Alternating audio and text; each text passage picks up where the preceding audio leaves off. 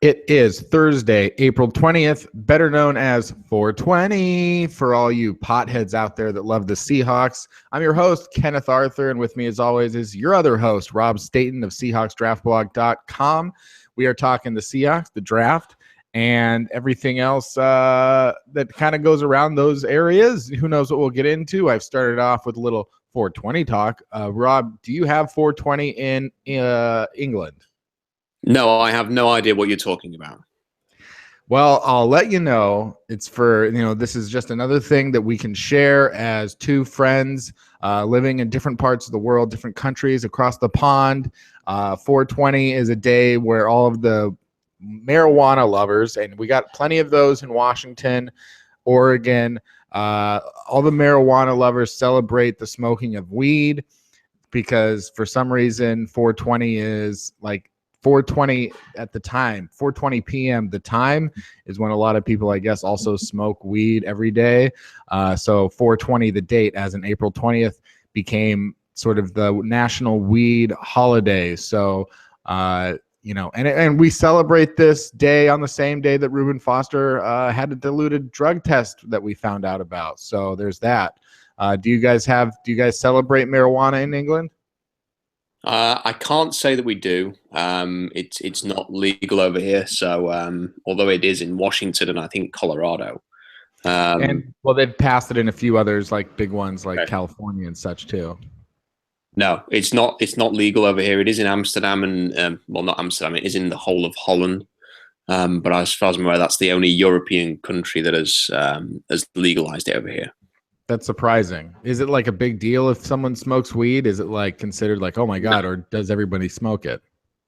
Or a lot of people? Well, I mean, I wouldn't say that everybody does, but I mean, it's not a big, it is illegal, but I can't say that it's something that is particularly concerning the nation, especially when we're 7 weeks away from a general election. So another one.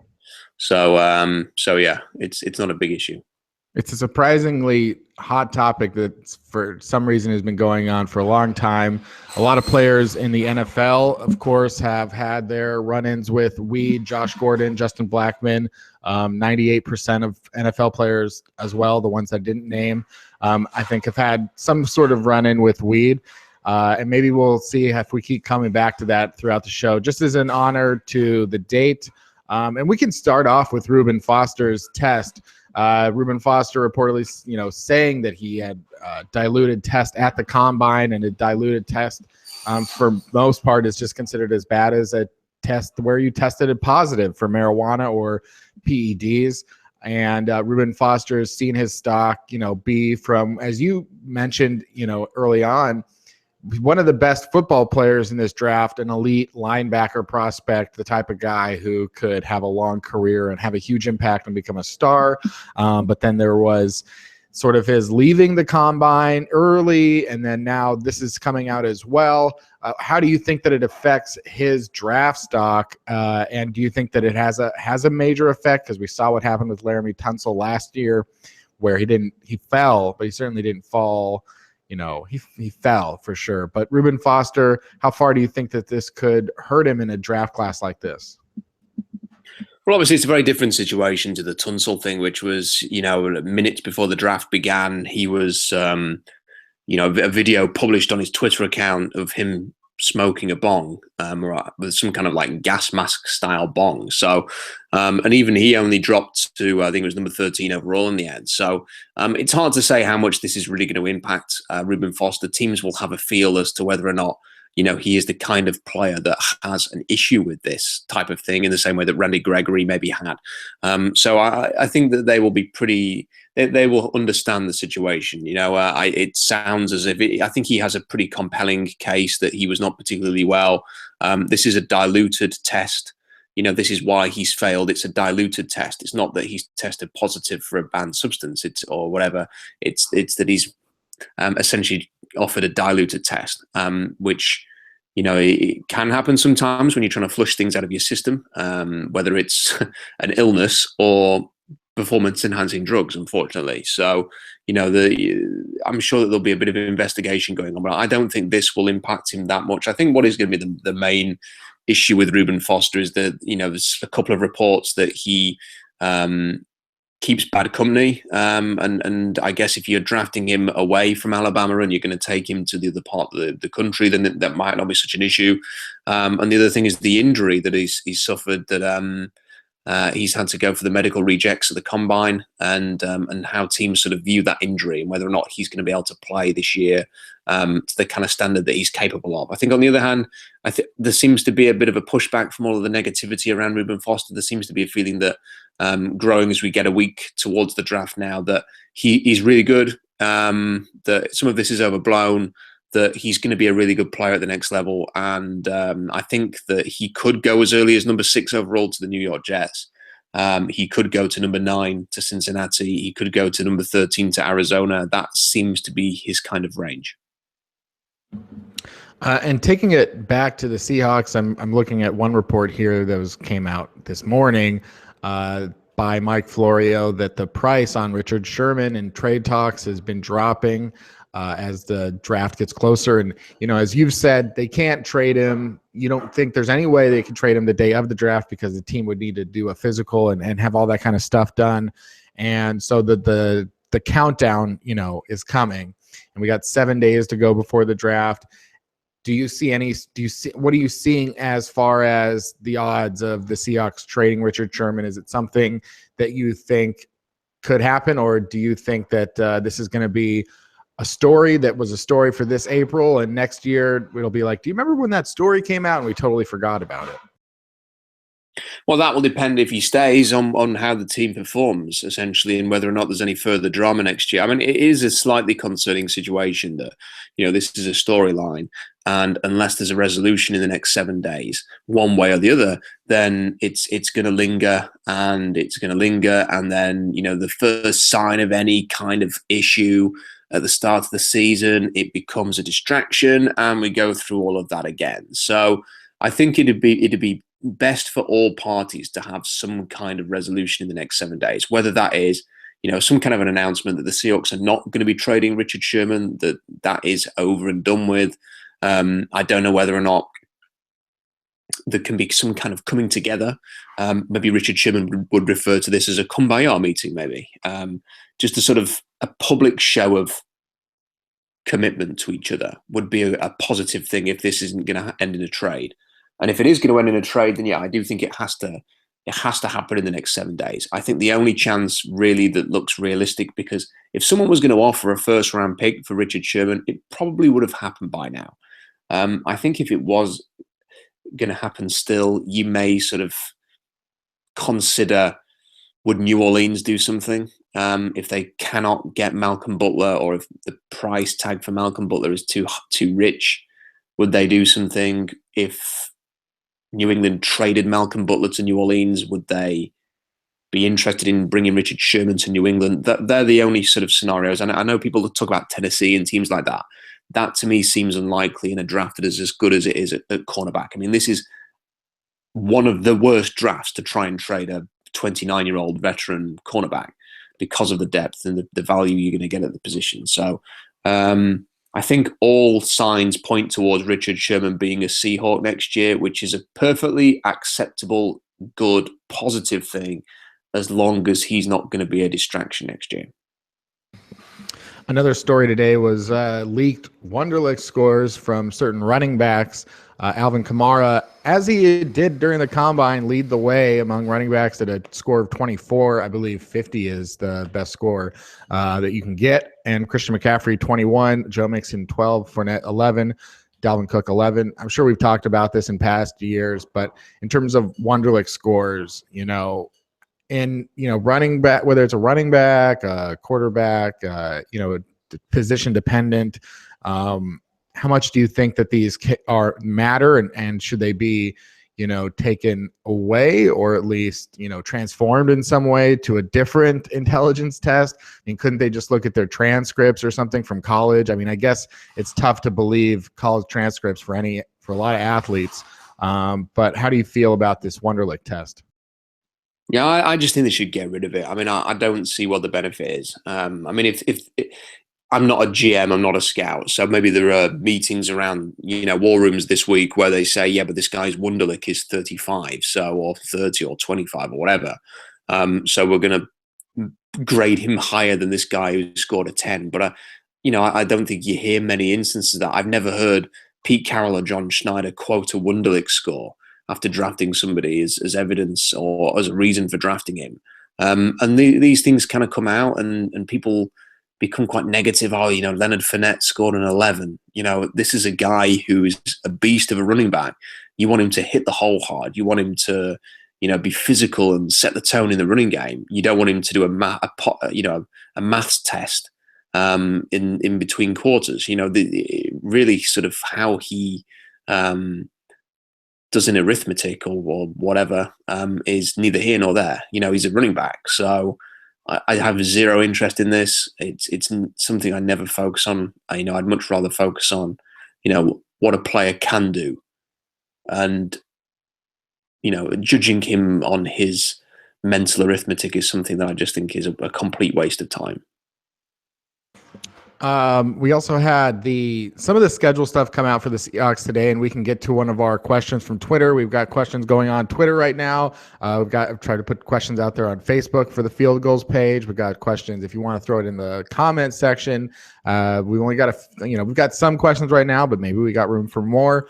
And with the schedule coming out today, Zach Malm asks, any thoughts on how the draft and immediate team needs relate to our week 1 opponent, Green Bay? So the schedule comes out and Seahawks open in Lambeau Field week 1. And he wants to know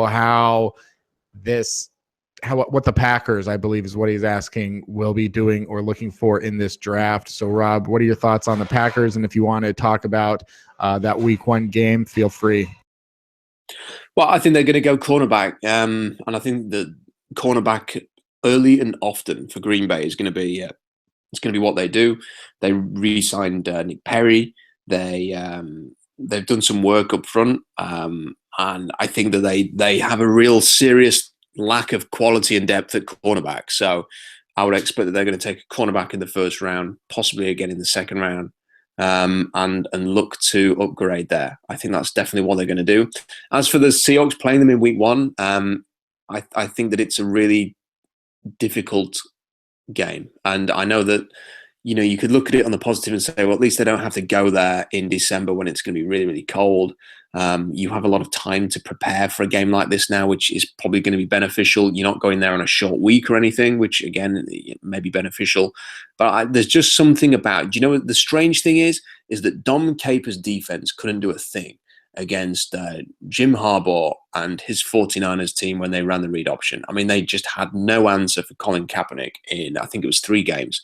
Colin Kaepernick had his way with that team. Frank Gore used to run all over the Green Bay Packers defense. And for some reason, despite the fact the Seahawks have had a very similar identity on offense, they've never had the kind of success that Kaepernick and Harbaugh had against Don Capers' defense. And, Aaron Rodgers has played consistently well against Seattle in the regular season. I think he's something like 9 touchdowns, 1 interception.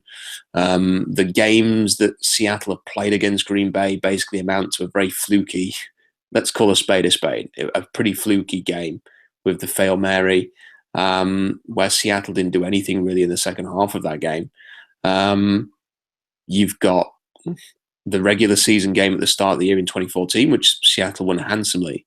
And then you've got a couple of games where the Seahawks lost by 10 points in 2015 and then got absolutely shellacked last year to the point when it was probably the most embarrassing defeat in the Pete Carroll era. I mean, it was just an absolute shambles, that performance.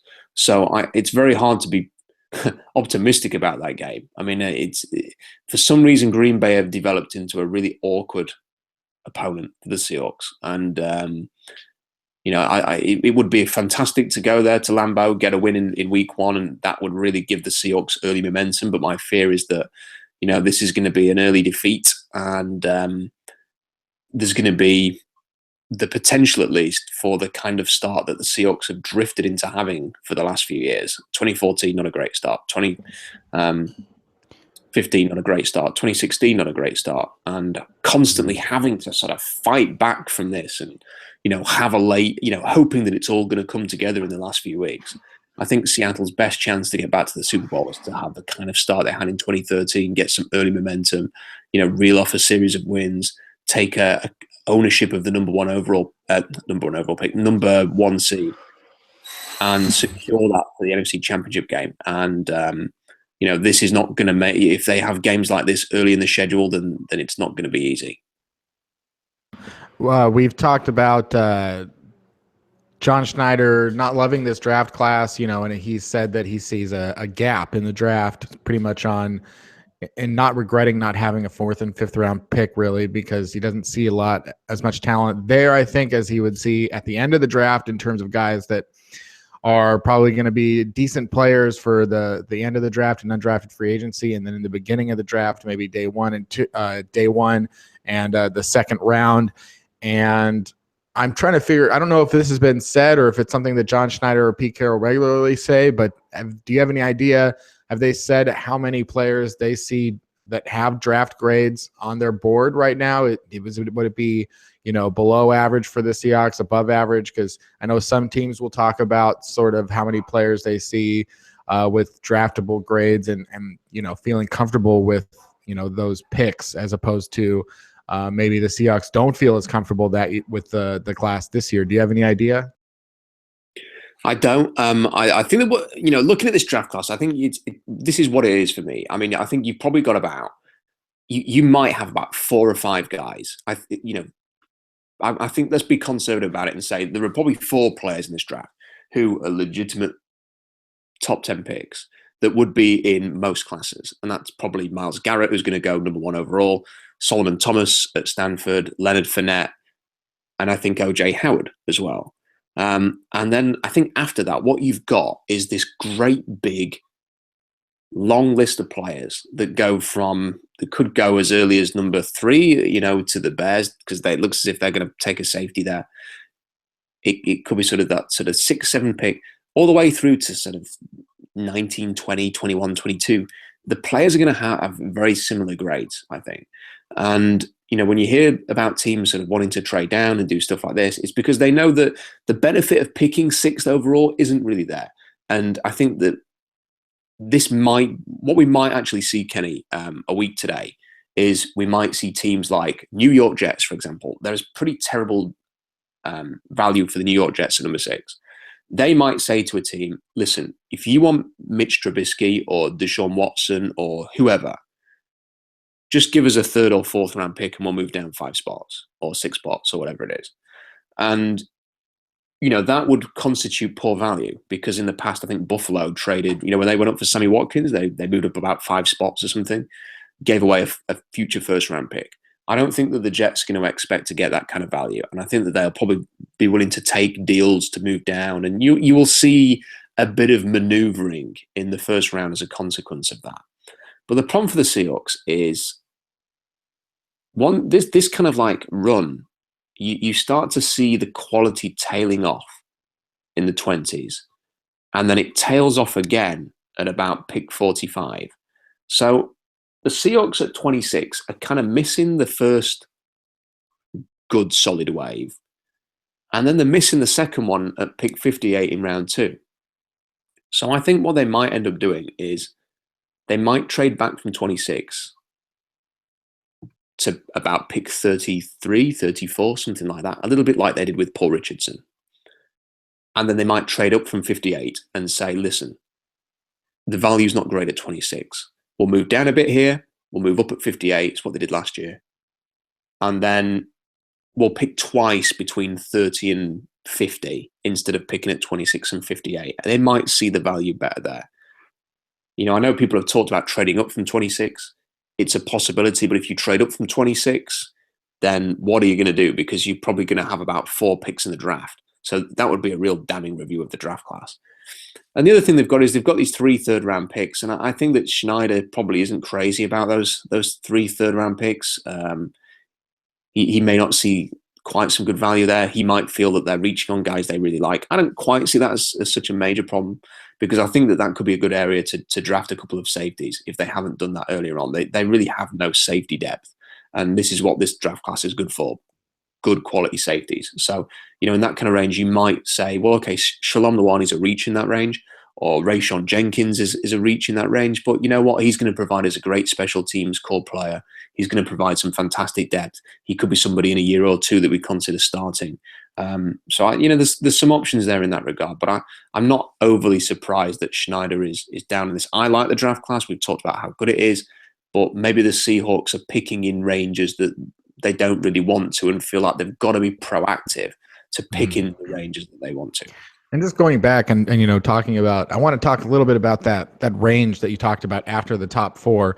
So in your opinion, how much better of a prospect at safety is Jamal Adams than Obi Melifonwu? This is my personal opinion. I don't think the difference is that huge. And I'll explain why, because people will say, well, you're talking crazy, because everybody, all the media pundits say Jamal Adams is this really great player, and I think Bucky Brooks said he's the best player in the draft. And look, Jamal Adams is fine. He's a good leader. You watch him play for LSU, he will make some plays. What he isn't, though, is this incredible dynamic. He's not Earl Thomas. He's kind of like stuck between a free safety and a strong safety. He's a good leader. You see instances where, like, is he a big hitter? No, he's not. You will see instances where he will come up to join in a pile and doesn't really get involved. You will see instances where maybe whiffs on a tackle.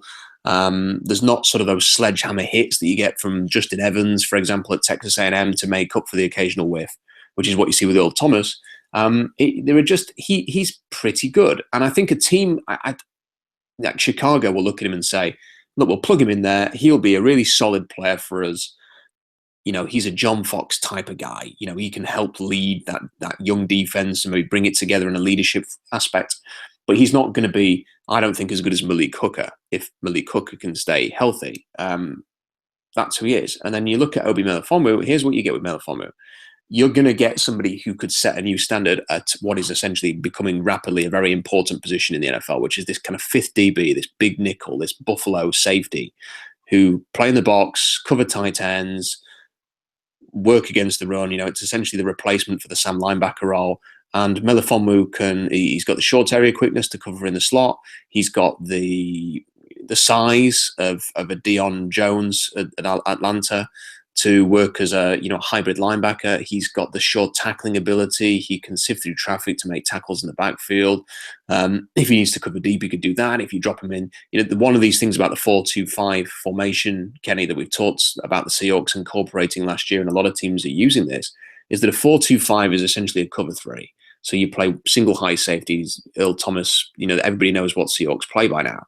But one of the things you can do is you can roll down the big nickel and play a cover 2 and play 2 deep safeties. And Obi Melifonwu could do that. So this is the whole point of a 4-2-5, and the whole point of having this Buffalo nickel, this kind of Melifonwu type player on the field, is that it's a counterpunch to whatever an offense throws your way.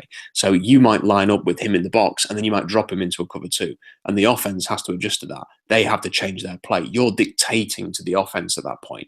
And Melifonwu can do that. He could drop back. He could play free safety. He could in a cover 2.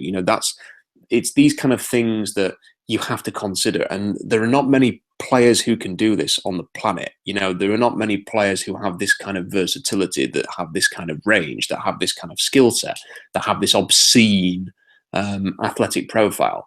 And the problem is that people have looked at this and said, okay, great combine, explosive. Okay, I'm going to put on the tape, and now I expect to see the Cam Chancellor hit against Vernon Davis 10 times because he's such an explosive player. And when they don't see it, they say, he's a bit soft, and he didn't make many plays.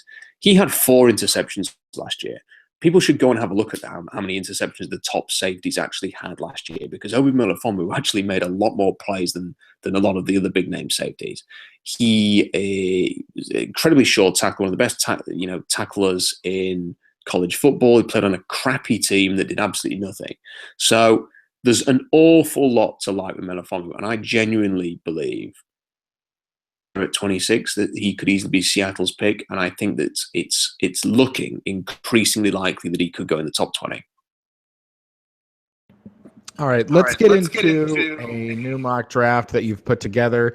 And we'll start, we're just talking about mock drafts, and we talked about this on the podcast last time, which is, there's too many mock drafts, and there's a flooding, and they're coming in so fast that you could never read them all. And it really is surprising because you get on Twitter and it's like I see at least 10 a day, and it's interesting. But so with that being said, Rob, when you put together a mock draft like this one here, this isn't a Bible. This isn't a prediction. It's a projection of potential scenarios, just like any other. And, it's so interesting with this year being so unpredictable because there is that huge range of players who are about on the same level, and nobody has the same order at quarterback. Nobody has the same order at safety. Nobody has the same order at cornerback. Like almost every position is like just a mishmash. And before we start going down and talking about some of these picks, do you feel confident about any of the picks, specific player to specific team?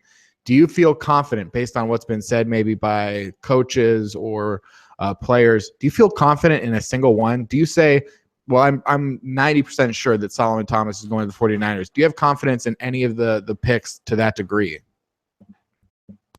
I wouldn't say I have sort of like, almost 100% confidence in any of them, but there are some that just feel right. I think that Leonard Fournette to Jacksonville, they signed a fullback this week. I can imagine Tom Coughlin saying, this is what we're going to do. We're going to run the ball.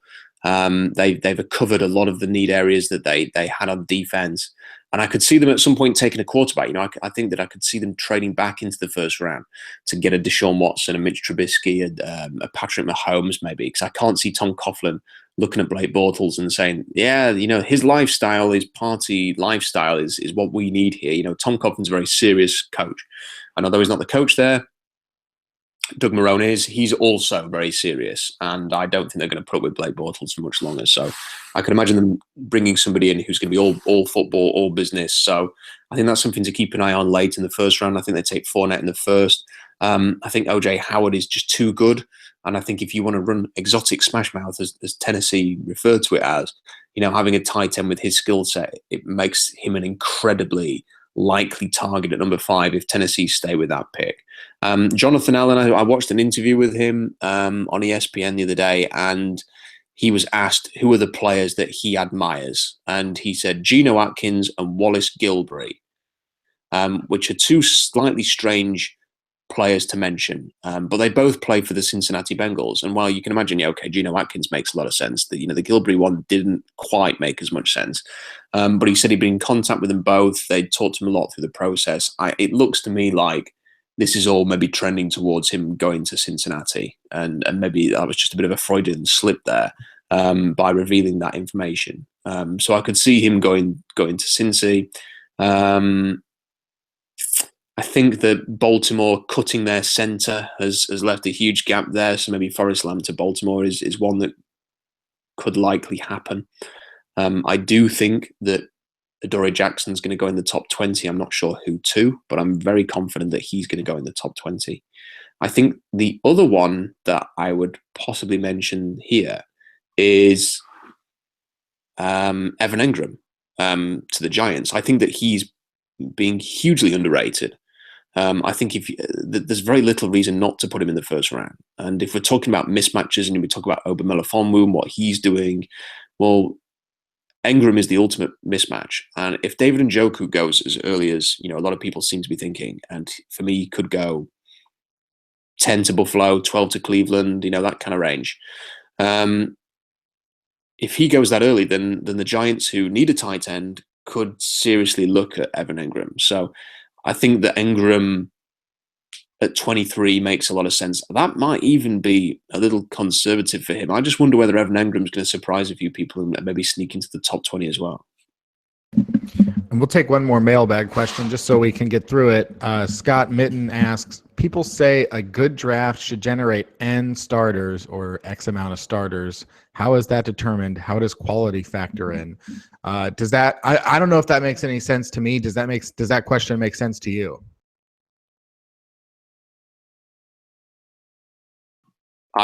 Could you repeat it? It didn't initially. Yeah, I'm not sure if he means a good draft to generate a certain amount of starters league-wide or for a team, but it says people say a good draft should generate X amount of starters. So how many starters, and how is that determined? I think what he's saying here is that people will say you've had a good draft if you get 3 starters from a draft class.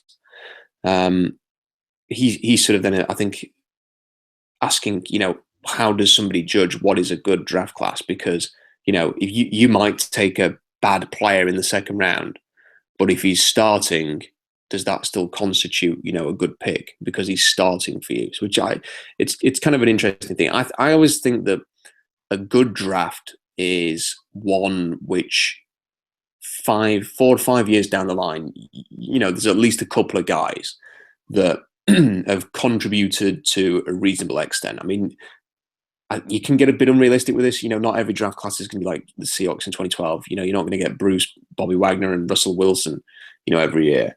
But equally, you don't want to come away with a haul that leaves you with Kristen Michael and Jordan Hill being your first 2 picks. Did they take a receiver, Chris Harper, that year, who they cut before this season even started in his rookie year? It's stuff like that that's the other extreme. So if you can sort of get somewhere in the middle consistently and say, okay, we've got a couple of starters from this. These guys have had an impact. We would consider signing them to second contracts, or even if you don't re-sign them, at least if there was sort of like a consideration that it could be possible, maybe they get you a comp pick down the line, then you could say that that's a good draft class. But I think it's interesting, and I think from this draft class, Kenny, this is a complete tangent here, but this draft class is really important for the Seahawks because I don't know what you think about it, but for me.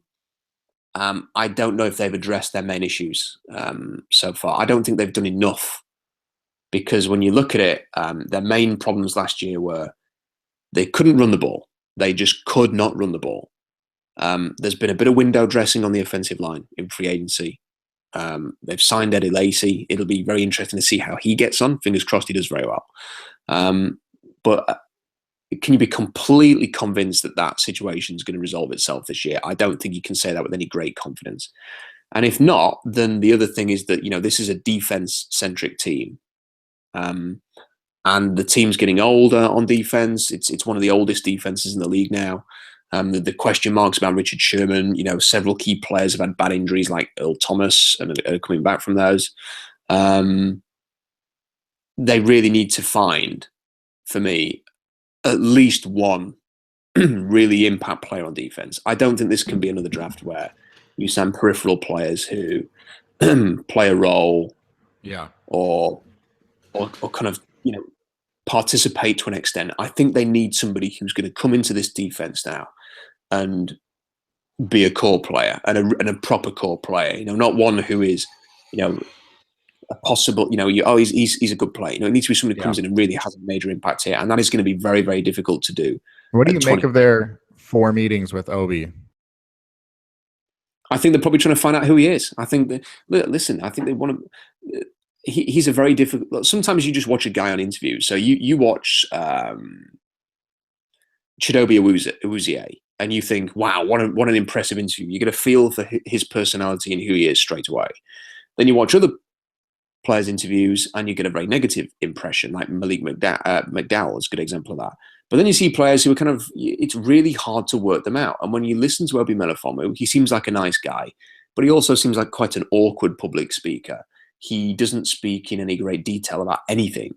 When he was asked about, talk about some of the things you did at Connecticut, talk about the kind of positions you played and the schemes you played within. And he'll answer, well, I kind of played everything. I did a bit of everything. And it's not really a detailed answer. It's not, you kind of want, Chidobe Awuzie would go, wow, I did this and I lined up here and I did this and I this in this formation I would be here and then I lined up at free safety here and I did it. And you just want to sort of learn about who the guy is. And I think that's probably what they've been doing. We know the Seahawks spend a lot of time talking about mentality, grit. They do a lot of psychology tests. I wouldn't be surprised if Michael Gervais spent some time with him in their most recent meeting, and I guess that would have been the same with McDowell as well. just trying to work out who he is. But I think that as the process is going on, I think one of the reasons why they signed Bradley McDougald is I think they're probably less confident that someone like Obi Melifonwu is going to be there at 26, because he is, like I say, potentially going to set a new standard for this new NFL position of this fifth DB. And I think there are teams in front of Seattle, like Washington, like Tennessee, like Detroit, like Miami, like Oakland, that could potentially take him off the board, and he might not be there. Well, let's get into these picks, and we'll take it. We won't go super slow. We'll just hit them real quick and talk about it. Cleveland Browns select Myles Garrett, number 1 overall. It's the only pick that seems consistent with almost every mock draft out there. I find interesting about the Browns, and you can just apply this to pick 1 and pick 12.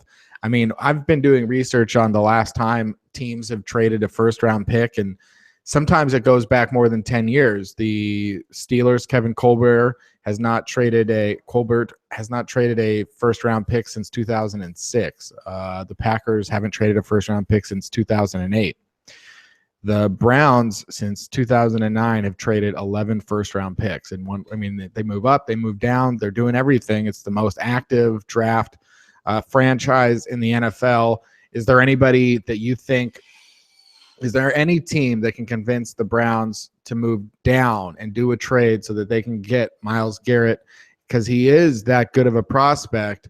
And do you think that is a possibility that the Browns would give up the opportunity to draft Myles Garrett because they are so active and do move down and do like adding extra picks?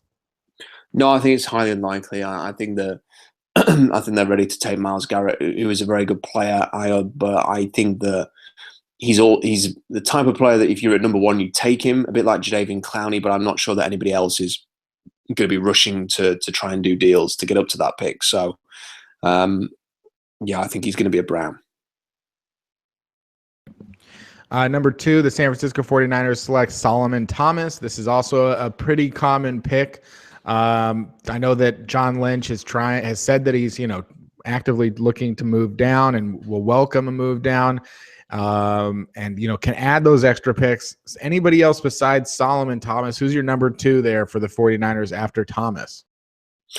I don't know, because I don't really know what their plan is at quarterback. I mean, if they think that they can get Kirk Cousins in a year, then Leonard Fournette. If they don't feel like they can get Kirk Cousins in a year, then maybe one of the quarterbacks or trade down. But I think that I think it probably comes between Fournette and Thomas, and I think that Solomon Thomas has got the potential to be, an Aaron Donald type of player. I think he is different to Aaron Donald. I mean, they're very different players, but that kind of impact defensive lineman. When you watch the North Carolina game against Stanford in the bowl game, and you watch how he played in that, you just cannot help but think, wow. And he's got a fantastic character. He had a fantastic physical profile at Combine. He is pretty flawless in terms of, what you are taking there.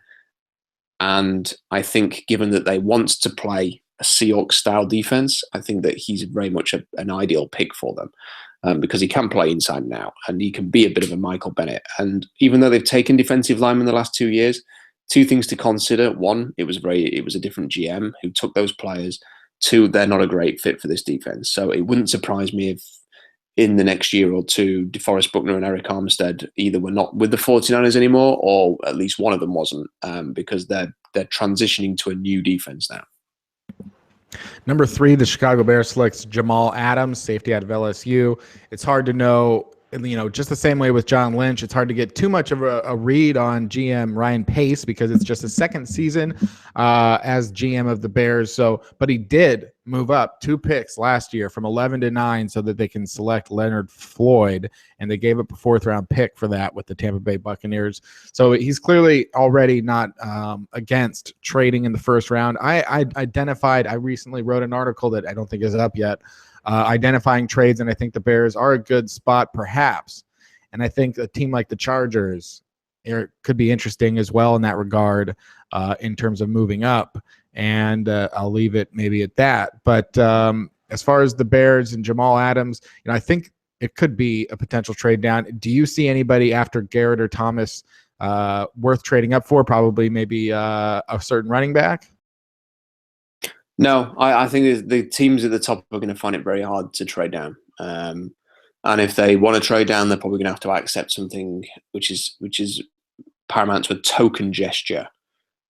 I do not think that teams are going to be moving up. And I think the only realistic chance that it happens is if a team fears that Jacksonville are going to take a quarterback. And if Jacksonville does feel like, if they are going to take Deshaun Watson or Mitch Trubisky or whoever, then that might tempt a team to move up and do some kind of a deal. But considering that I'm giving the Jacksonville Jaguars a non-quarterback, then I think it's unlikely. You talked about the Jags and Leonard Fournette earlier. What do you think is with let's just say that Leonard Fournette, it doesn't really matter, pick any player that's a top 4 pick. The Jaguars play in the AFC South. They've added, Calais Campbell and AJ Bowie, and, Jalen Ramsey's going into a second season. Their biggest problem, of course, like you said, is at quarterback, and that's a significant problem. But, playing in that division and getting, more talent outside of the quarterback position, what are your odds of the Jaguars surprising some people and finally getting back to the playoffs next year? Well, it's one of those things that has to be seen to be believed. They've become a bit like the 49ers before Jim Harbaugh took over, and the team that every year everybody goes, they're my pick, they're my surprise pick for the playoffs, and everybody acts quite smug that they've gone with that projection, and then 6 weeks into the season they're like 0-6 or 1-5, and not going anywhere. I think that with Marone and Coughlin running the operation, they will be more disciplined, they will be more organized, they will be tough. I don't think we're looking at 10, 12 win team or anything, but they could be 8-8 or 9-7, which is a major improvement on what they've been in the past. But I genuinely believe that get Leonard Fournette, get that presence at running back, and then trade up and get a quarterback, because I think that they could probably do a decent deal with somebody like Seattle maybe to move up. And I don't think that this team's going to win with Blake Bortles. I just don't think they are. So I think that they need to start planning to move on. Yeah, that's what I always say about the Rams when people get scared about the Rams. The Rams haven't made the playoffs in 13 years. It's the longest playoff-less streak in the NFL by 4 years. So all this talk about the Rams, again, I'm going to see it until, believe it when you see it type of guy. And I'm going to spoil that, this in your draft, you're not high on the quarterbacks, at least in terms of them going high in this draft. Does your gut tell you that there won't be a quarterback taken in the top 10 or even the top 20?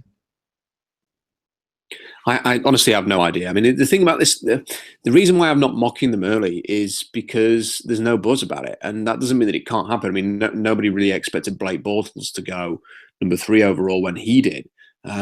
But there was still a feeling that Bortles was going to go relatively high that year. You could probably think of other EJ Manuel when I think I 15 overall. Not many people saw that coming as well. So, you can, to see none going early would be a surprise, I think. But at the same time, it's hard to project because, like this time last year, everybody was salivating over Goff and Wentz and Lynch, and there was a fully expecting that those 3 were going to go in the first round, and they did. This year, there's not that kind of a buzz, and it reminds me a little bit of when Derek Carr was in the draft, because there was a lot to like about Derek Carr, as there is with these quarterbacks. There's a lot to like about Mahomes, there's a lot to like about Trubisky and Deshaun Watson for me. And maybe 1 or 2 of the others as well. But, Derek Carr had a lot of positives to his game, and yet he won in round 2. And, I think with hindsight, you can say that was a huge mistake by, any NFL team that needed a franchise quarterback, because Derek Carr should have gone a lot earlier. So, these things kind of happen as well. So I think it's very unpredictable. It wouldn't be, I like these guys, as I mentioned, but I also wouldn't be surprised if, given the complete lack of buzz around them, if teams prioritized other positions and then maybe looked to trade back into the first round later on at a discounted price to go and get the quarterbacks they like. Number 5, you got the Tennessee Titans selecting O.J. Howard. John Robinson, the GM there. Again, another guy that's a newer GM, but last year made 2 trades in the first round.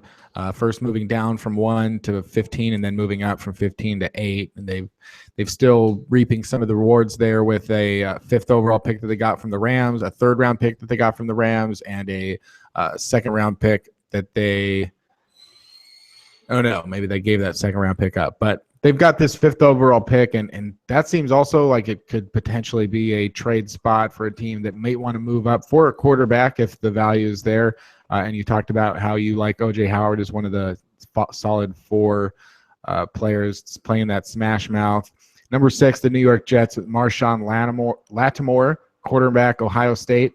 How solidly is Lattimore above the other cornerbacks in this class, or is it, like you've said, just too close to really make that big of a differentiation? I don't think it's certified at all. I mean, I could see teams preferring Marlon Humphrey. I could see teams preferring Gary and Conley. I could see teams preferring Kevin King. I could see a team thinking Chidobe Awuzie is the best and thinking slot's the way to go. I think Adoree Jackson could go ahead of any of these guys because he's just a really explosive player. So I'm not confident. I just think that sometimes there's a feeling to, you want to move players down. There's been a bit of talk about the hamstring injury. I put him in another mock draft I put him at 22, and I could see that. I've put him at number 6 here. I'm not sure which way I'm going to go with this. There's a chance that I might put him back at 22 when next week when I do a final mock draft. Here this week at number 6, the Jets need a cornerback. They're building for the future. They're taking a more long-term approach to this, but they do need a cornerback. So the chances are at this spot they will either trade down and take the best one on their board, or they will just take the best cornerback here, or they will, as they have in the past under McCagnon, just take the best player available. And sometimes at a position they're already pretty strong at, as we saw with Leonard Williams at number 6 a couple of years ago. So they might take someone like Ruben Foster, not completely out of the question. Christian McCaffrey, not out of the question. Garrett Bowles or one of the tackles, not out of the question. So, they will go with the best player on their board at that spot, probably. And number 7, the LA Chargers select Malik Hooker. And, one of the things that I think is interesting about the Chargers with the quarterback situation is new head coach Anthony Lynn. He's said we need to find our quarterback of the future, the guy to build, to have learned from Phillip Rivers. Then he likes Phillip Rivers, of course, and thinks he has plenty of time left. But the way that I feel Anthony Lynn talks about finding a quarterback, it's one that seems like they don't mean a guy in the 5th round. But with this class, a guy at the top of the 2nd round might be the same guy at the top, at pick 7. What hurts or helps the Seahawks the most? The one where the quarterbacks fall in the draft, or the one where 4 quarterbacks go early? Because it seems like maybe if they're going before pick 26, then that means 4 players that move down that the Seahawks might like. But if they drop a little bit, then maybe the Seahawks are in a better position to trade down potentially if a team wants to go up and secure that quarterback. And they're sitting right above the Chiefs, who rumored to want a quarterback. What are your thoughts? Which was the better scenario for the Seahawks in terms of the quarterbacks in this class? Either scenario is fine. I mean, if the quarterbacks go early, you like you say, you get 3 or 4 other players who are off the board moving down, and maybe one or two of those are appealing. And if they stay on the board, then you get a chance to move down if the guys you like at 26 are not to your tastes. So I think either way, you have a scenario that you can work with. Number 8, the Carolina Panthers select Christian McCaffrey. This seems like one of the more secure picks for a lot of people, is that the Carolina Panthers will select a running back. It's interesting how the narrative on drafting running backs for the years before this, which I agreed with, was that teams weren't taking them in the 1st round. And now, with this class, certainly having talented players, and I would obviously even say Christian McCaffrey transcends the term running back, and Leonard Fournette maybe transcends the value of running back.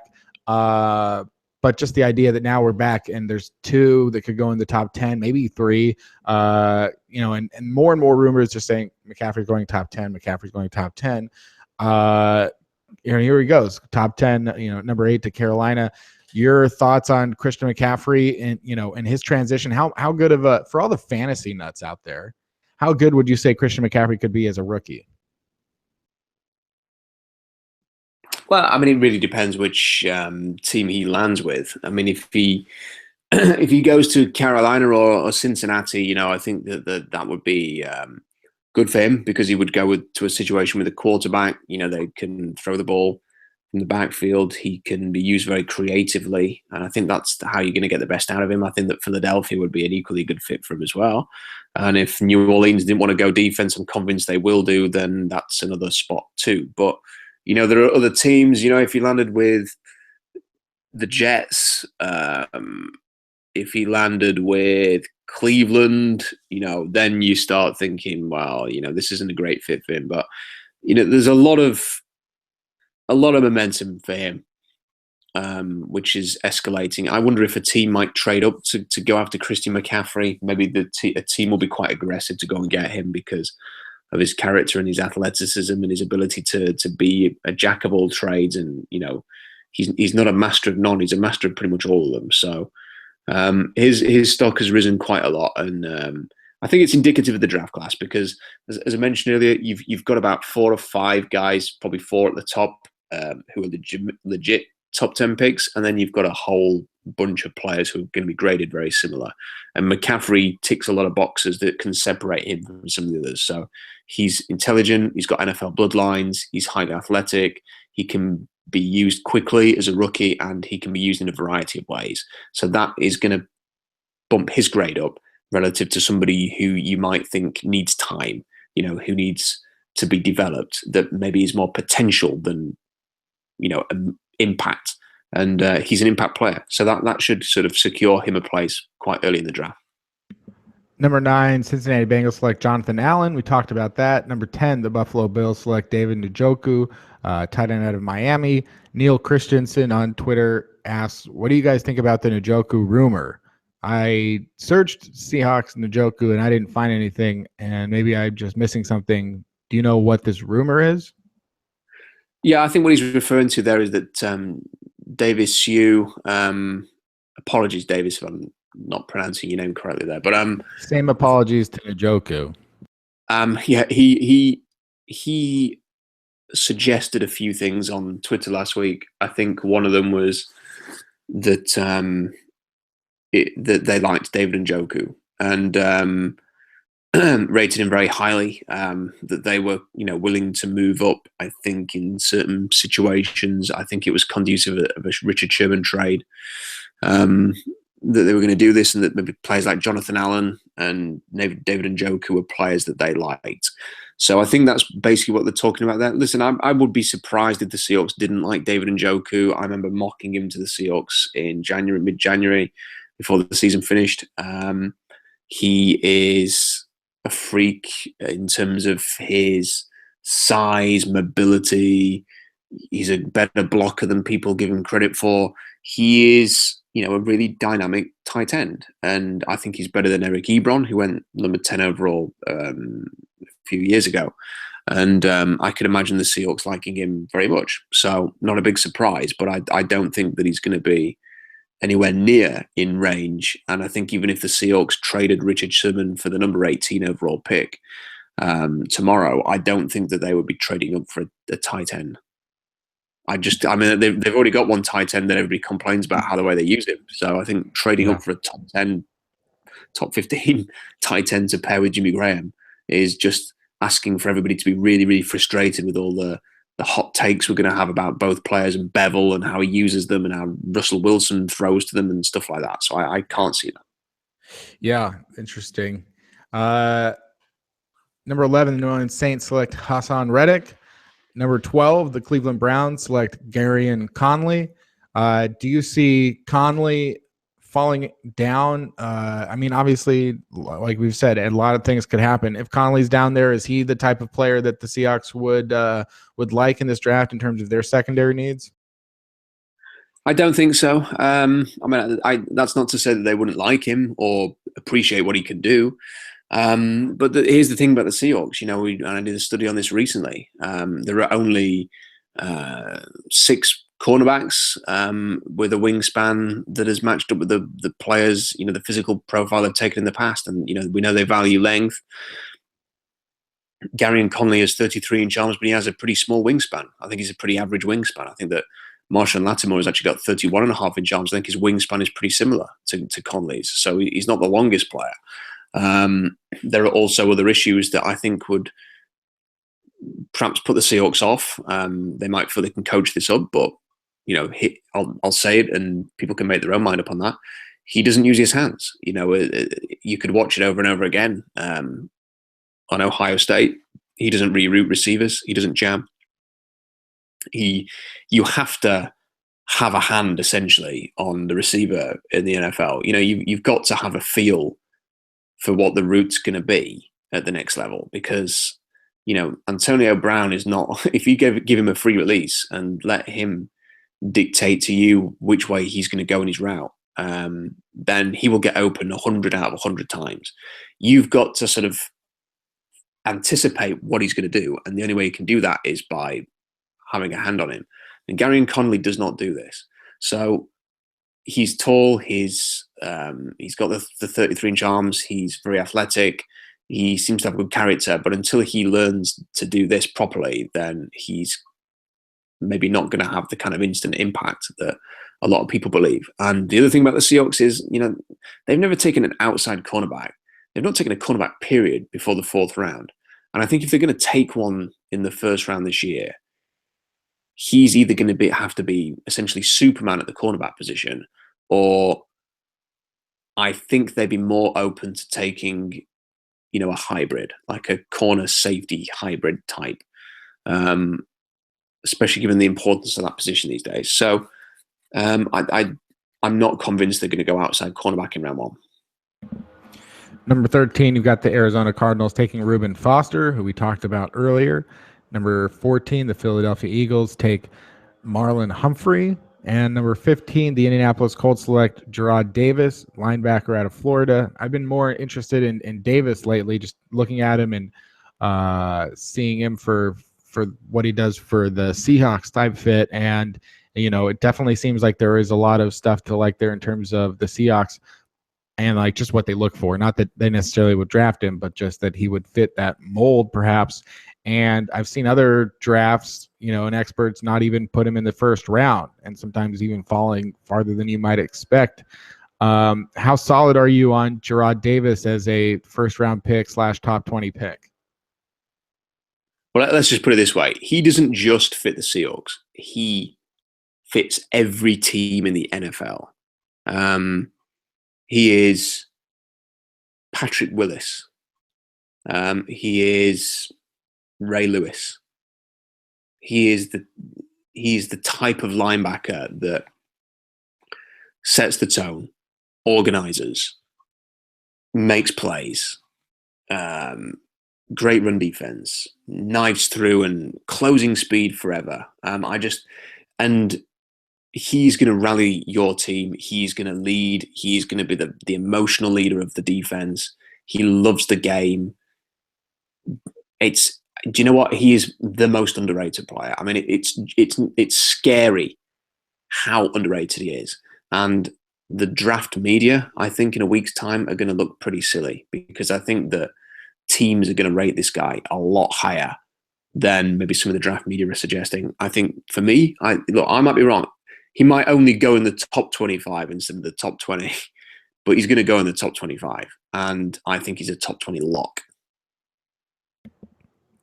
Yeah, I like, you've talked about him on the podcast before and said that people are going to look bad. And I'm excited about him and see what that happens next. The Baltimore Ravens at 16 select Forrest Lamp. Talked about Forrest Lamp, and that's the other thing. Like Forrest Lamp, if the Seahawks drafted Forrest Lamp, you'd be saying, oh, they got a good-looking guard, maybe a great-looking guard, maybe.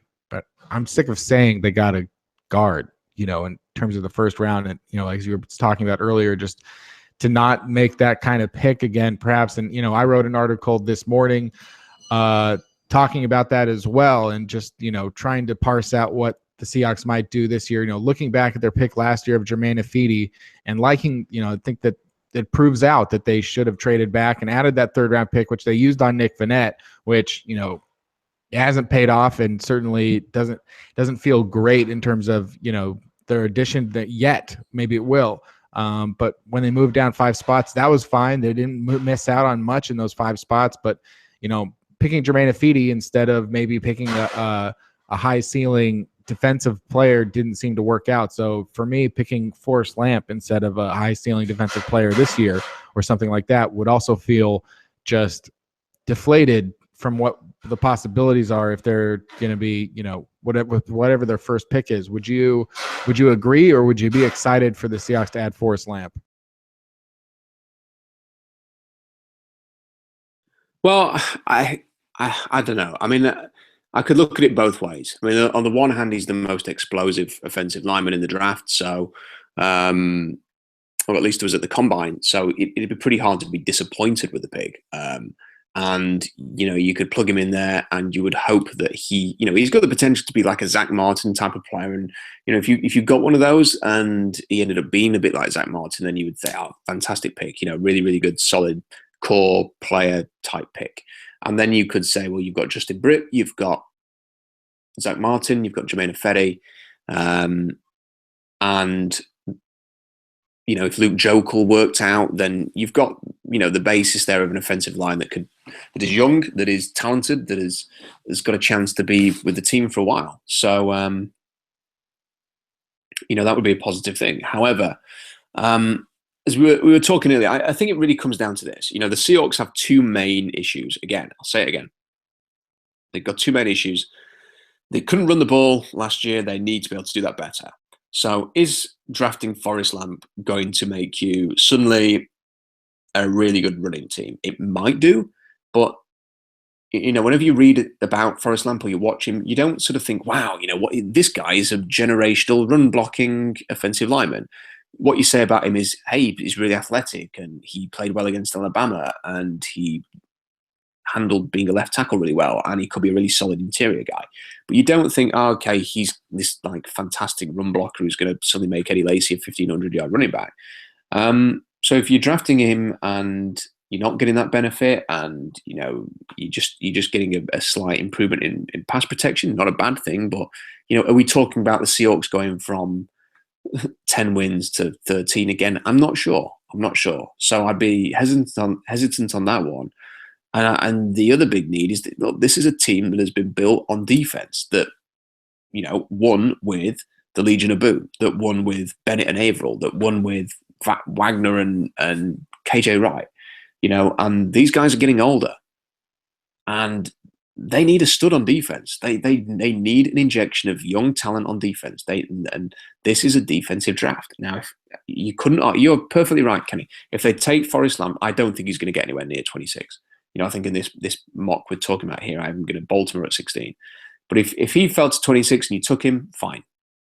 No one's going to complain about that. You just look forward to watching him play.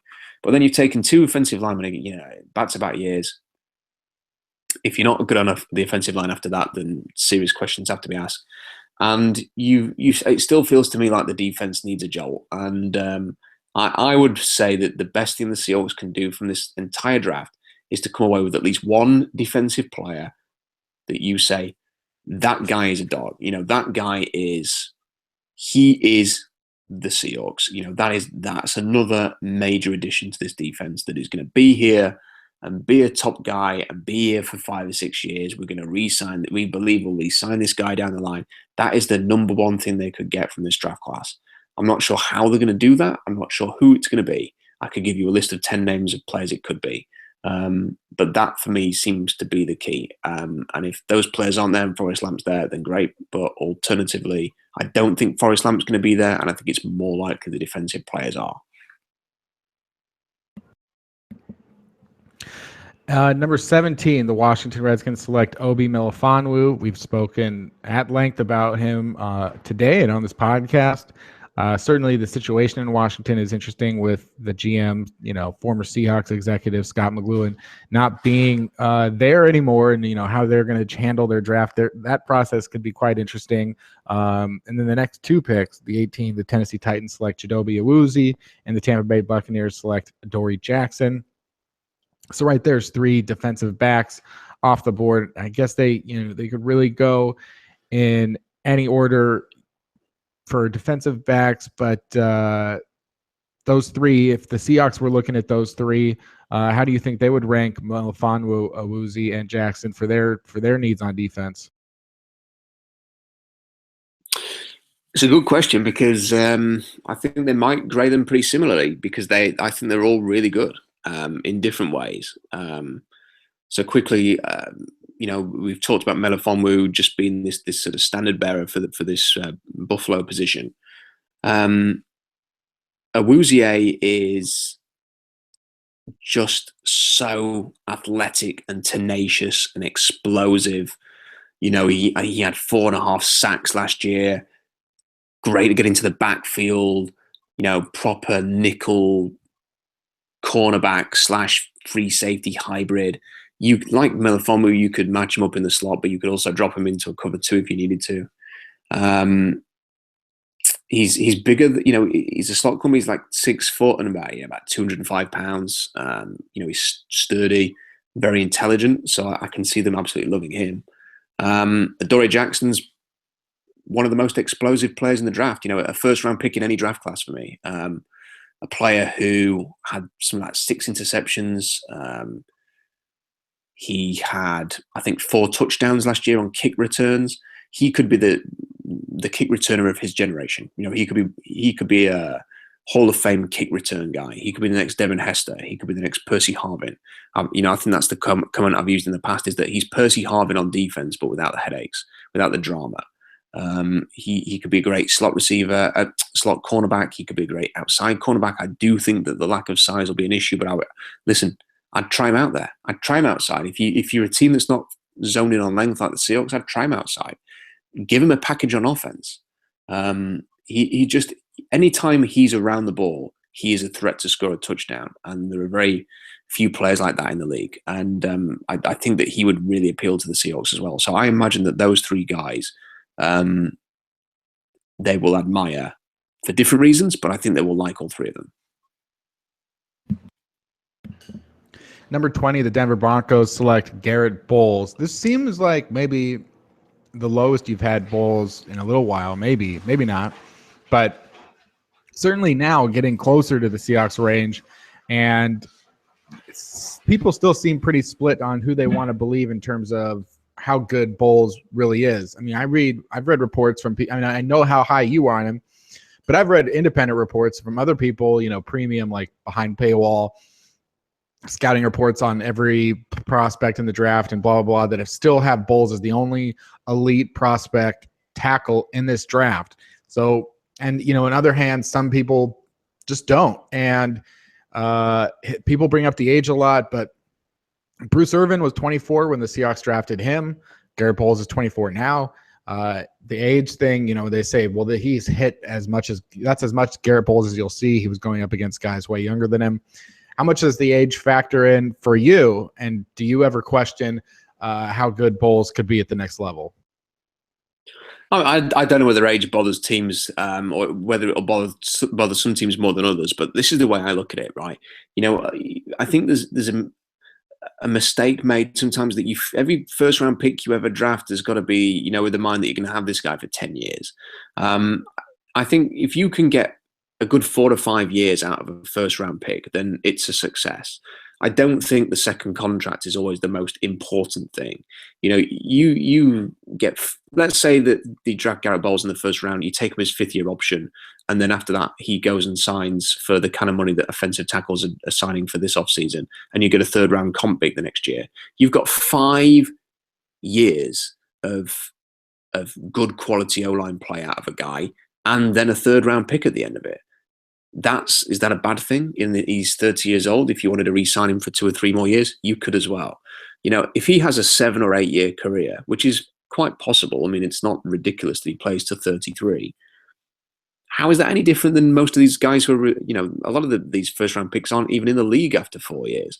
So I don't think age is too much of a problem. I think that The issue with Bowles is that teams are going to want to strengthen him up a little bit, get him in a pro weight program. He's not played top level college football for more than a year. They will want to really sort of have him dedicated to the weight program. He will do that, and he will do it in a cinch. There will be no issues with that. I think he's fantastic, tenacious, gritty, exactly the kind of attitude you want from an offensive lineman. I think he's flipping good, and I think that he's gonna. If I put him at 20 here, because there seems to be sort of like a down. There seems to be a lot of negativity around the offensive line class. So eventually they are going to start coming off the board, and if Bowles falls to number 20, I think he will almost certainly be Denver's pick. I could see Bowles going to Cincinnati at 9. I could see him going to Buffalo at 10. I could see him going to Carolina at 8. I think he could go to the Colts, to the Ravens. I think Denver after that and maybe even Tampa Bay. I think that he's very, very good. And what I'm trying to say is that if he went in the top 10, I wouldn't be surprised. But I think that 20 to Denver is his floor. Number 21, the Detroit Lions select Charles Harris. And skipping back to pick number 24, the Oakland Raiders select Taco Charlton, both edge players. The Seahawks would always be open to adding more pass rushers. They obviously have Cliff Averill, Michael Bennett, and Frank Clark on the outside as is, but they're never going to, rest their laurels on adding a guy that could fit that role, in a year, or maybe if they need it this year. Michael Bennett has not been the healthiest guy in the last year or so. He's had missed some time. So with Charles Harris and Taco Charlton, do those guys fit your mold of what a Seahawks edge rusher would look like? Sorry, Kenny, I just lost you at the end there. Could you repeat that question? Would do Charles Harris and Taco Charlton fit the mold for what the Seahawks like in a pass rusher? Good question. Hard to say, because the Seahawks have drafted Frank Clark, who was just a phenomenal athlete and was incredibly explosive and just jumped off the screen when you watched him for Michigan. And he was a bit of a leader at Michigan as well. I know he had the obviously off-field issues there, but he was very respected by his teammates. And they drafted Bruce Irvin, who was, grit personified and another incredible athlete. Irvin ran a 1.5 10-yard split. That seems to be important for them. Frank Clark was a lot bigger, so didn't run that. But I think he was in the low 1.6s. And with these two guys, they are not of that type of athleticism. I'm just trying to drag up the info that I've got on both of them so that we can properly sort of assess what they are. When Charles Harris had a really good combine, I thought he didn't sort of have the best testing, in terms of explosion and stuff like that, but he looked really good in the drills. And then the Missouri Pro Day, he kind of made up for some of he had a much better vertical jump, for example, and everything was a lot more positive after that. And I do think that there's a chance that he will go quite early in this draft. I think that his best football is ahead of him. But unless he has, the incredible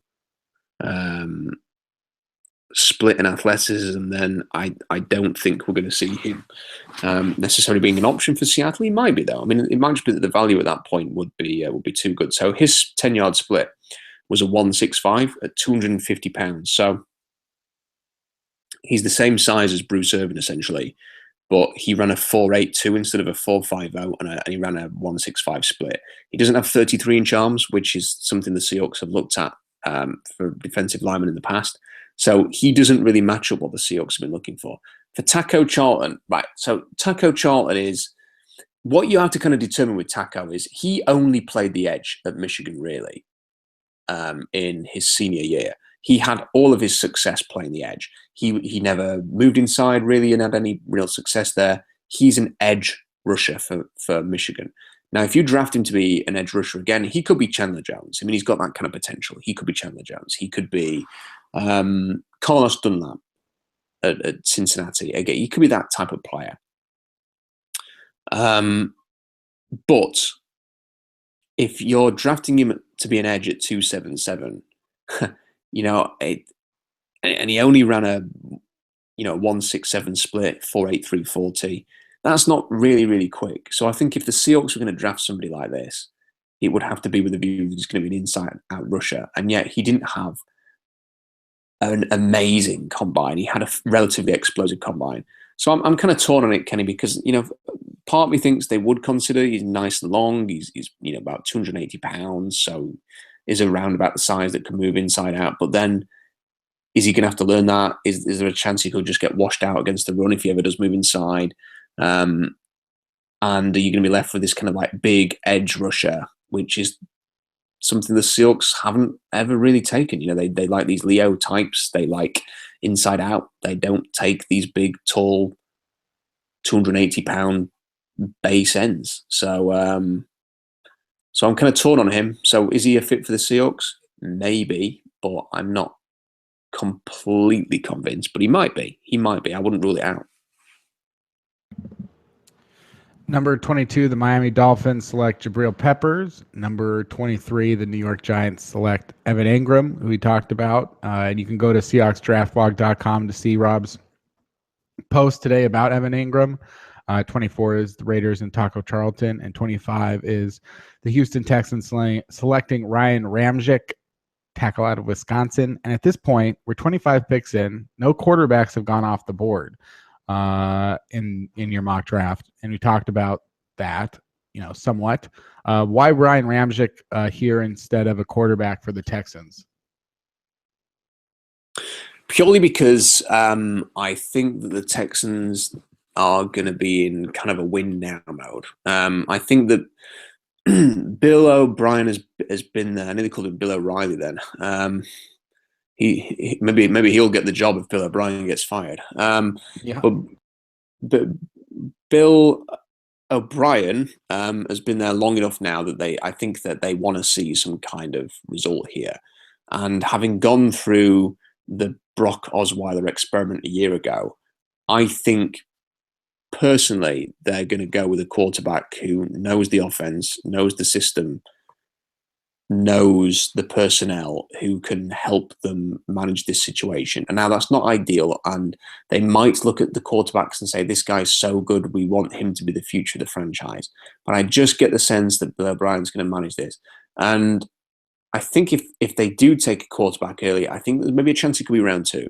And they could look at someone like Davis Webb, or they could look at someone like Nate Peterman, or that type of quarterback, because that's the kind of quarterback that essentially Bill O'Brien has worked with in the past.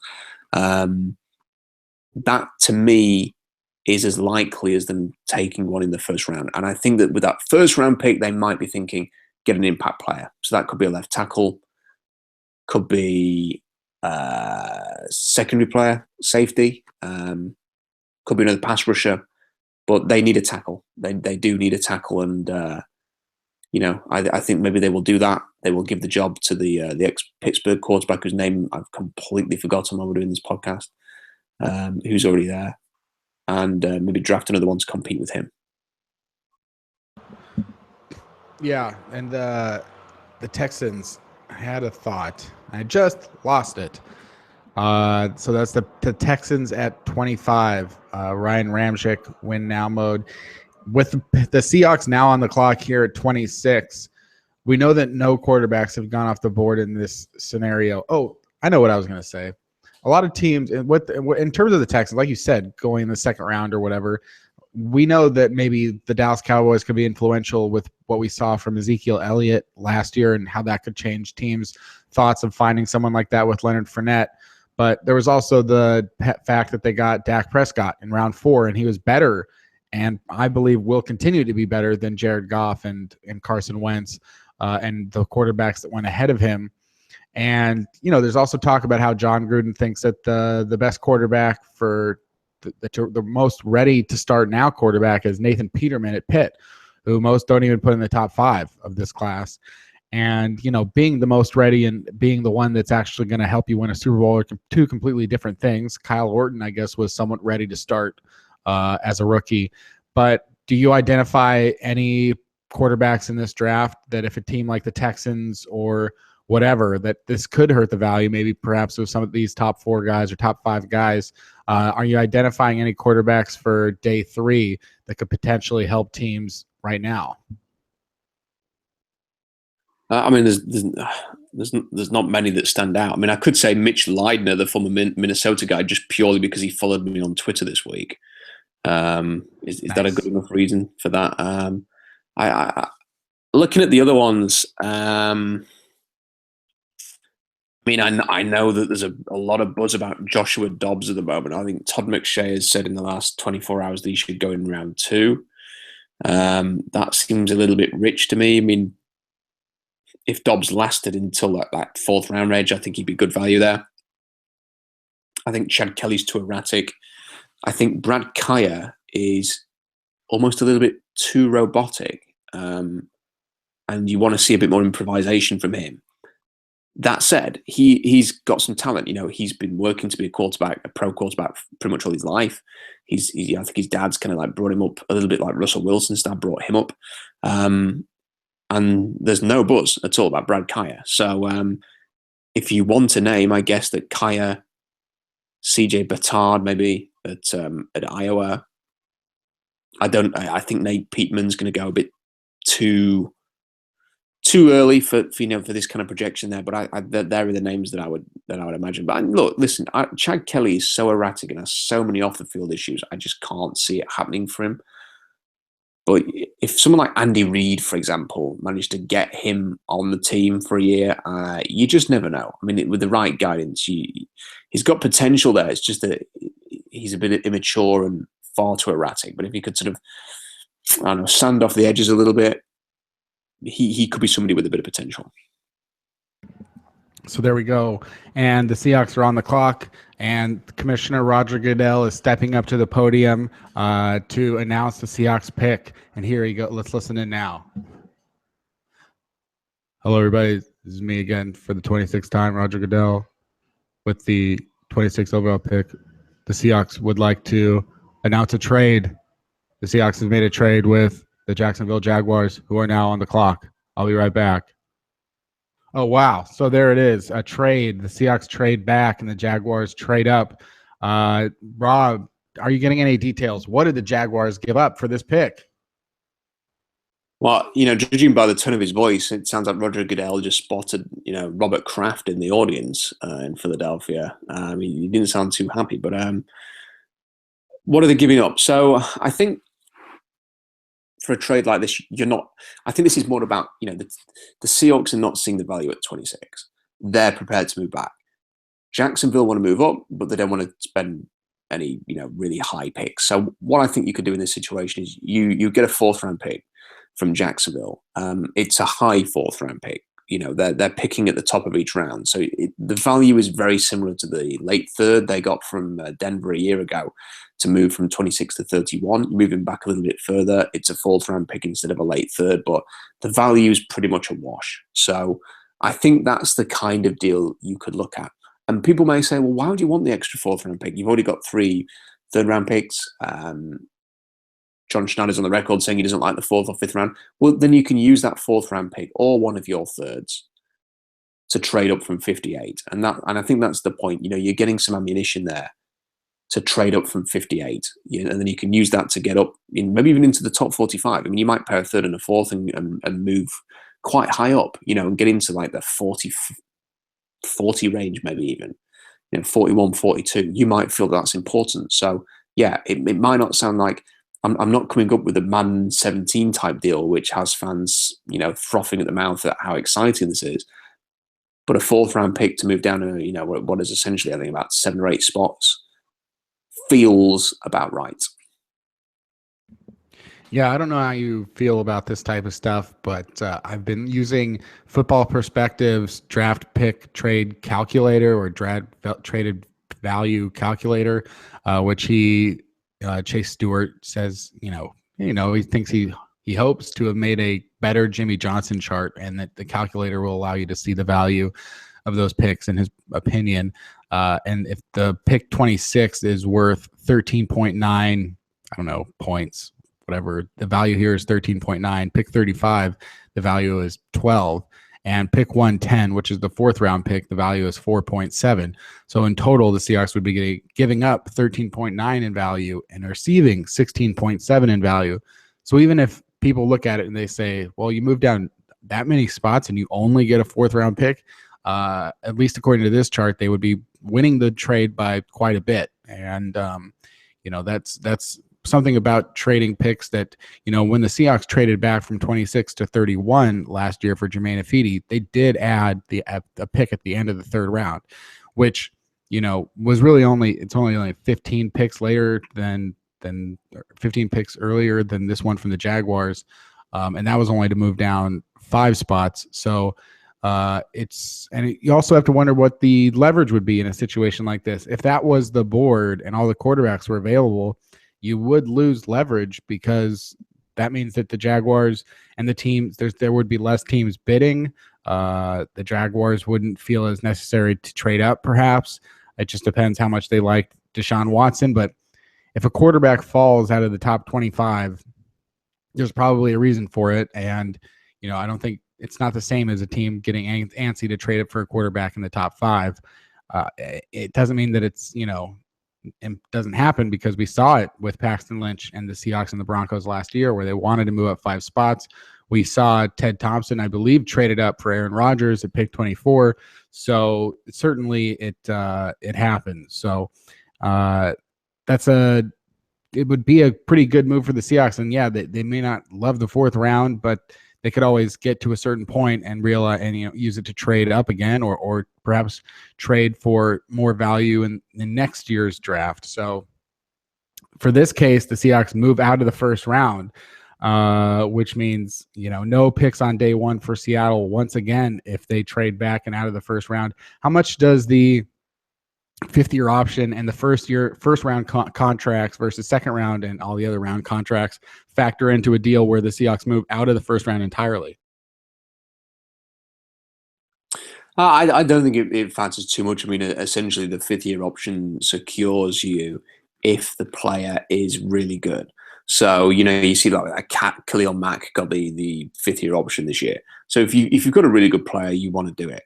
But if you have an average player or just above average player, then it's too costly anyway. And like the Seahawks did not renew Bruce Irvin's 5th-year option, for example. So, or did not take that option on. So, personally, and you do make a saving from dropping down into round 2. I mean, the salaries, there is going to be a salary saving there. It's on the salary cap as well. So you do sort of have some benefit there. And we'll finish out the 1st round to see who the Seahawks could have left on the board in this scenario. Number 27, the Kansas City Chiefs select Patrick Mahomes. So there's a 2nd quarterback off the board. I think that a lot of people expect something like that to happen, but we'll see. Number 28, the Dallas Cowboys select Justin Evans, safety out of Texas A&M. Number 29, the Green Bay Packers select Kevin King. So there goes King at 29. There was one report today, and I'm not even, I guess, since this is just audio, let people search it if they want. I just don't like adding the link, but, Jason Cole saying, having this article recently, or not even an article, it was a 25-second video that didn't go into any details, just said, that I heard a rumor that scouts and GMs think Kevin King is the most overrated player in the draft. And then you watch the video, and it's like one scout said, that Kevin King, even though his talent, his athleticism and size merits him being a 1st-round pick, his game tape is that more like a 7th-round pick. Which, for one, Rob, do you think that Kevin King's game tape merits being a 7th-round pick? And for 2, I don't think that that's not how merits work. You can't say like, well, his athleticism and size, that's why he merits being a 1st-round pick. But then like his game merits him being a 7th-round pick. No, if the size and athleticism is there, everybody is a product of their entire being. Some people, you could say, oh, look, last year Jalen Smith's knee merited him not being drafted. But everything else about him said this guy is going to give this guy a chance early on because he's too good if his knee's okay. So for Kevin King, he may not be the same on the field as Sidney Jones was, but his size and athleticism is so rare and unique, and he's got the number one spark in this draft at cornerback that, that's why he merits being a first-round pick. And I just don't think that scouts – and the whole headline was just ridiculous because it's like scouts and GMs think this. Well, first of all, I want to know how many, because the headline sort of pushes this whole thing of, oh, now everyone in the draft thinks Kevin King is the most overrated player in the draft. But if it's just, let's say that the GM is Phil Savage, who, was a GM, and you're saying, well, he was a GM, so I'm going to call him GM. And the scout was some guy who used to be a scout, or even if it was a real scout. You could find people in this draft. You could talk to Bill Belichick maybe, and he'd say, oh, I don't think Joe Mixon merits being drafted whatsoever. Would you put the headline, GMs think that, Joe Mixon won't get drafted? It's a singular opinion out of dozens and dozens, or maybe even hundreds of opinions if you're including scouts, that doesn't really warrant a story, in my opinion. But what do you think of Kevin King's tape, first of all, and whether or not there would be any truth to report that, he might be overrated? Yeah, this suggestion that he has 7th round tape does not sit well with me at all, because that is just total nonsense. It's nonsense. I don't know why anyone would assert that, so I'm going to ignore it. Is he a little bit overrated?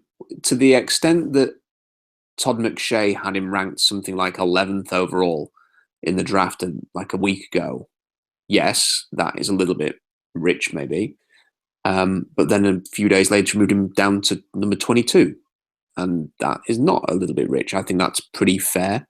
Here's the thing with Kevin King is there are not many players who are 6'3" and 200 pounds with his. We're not talking about, he's quite quick.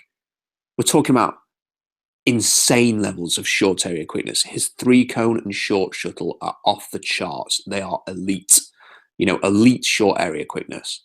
And on top of that, a 39.5-inch vertical, explosive. A fantastic broad jump, explosive. His long speed is a 4.43. So he can pretty much do anything. He's got the length, he's got the size. His wingspan is incredible. So it's not just that he's got 32-inch arms, he's incredibly long. If you're a defensive back coach and you said, okay, I need someone to mold, I need somebody to work with, then it's Kevin King. And I think that he could go very early in the draft. I wouldn't be surprised if he goes in the top 20. Wouldn't be surprised if the Seahawks took him. Wouldn't be surprised if Green Bay took him at 29 or Dallas at 28. He's a really good prospect, and I think his tape's pretty good. Now, he's only overrated if you don't like tall, long, exceptionally athletic cornerbacks, and I don't seem to think there's many people out there who don't like those things. Absolutely. And yeah, just gotta, if you see a headline that seems surprising, I guess they're getting what they want, but make sure maybe get check the second sources, or, go around, and if you got to click it and find out whether or not it's real or not. And if you find out oh, well, that was kind of bullshit, then I guess just don't use that, particular site or person anymore. It's up to you. Number 30, the Pittsburgh Steelers select another player out of the University of Washington, John Ross, which brings up the fact that we're at pick 30, and this is the first receiver off the board. No Corey Davis, no Mike Williams. We've gone over this a few times on the draft on the podcast, I've said at the end of every podcast that it is a draft. So we've talked about him quite a bit in this draft we call 3000 NFL mock draft. Is this receivers, and you'll see the guys who put Corey Davis in the top 10 or Mike Williams.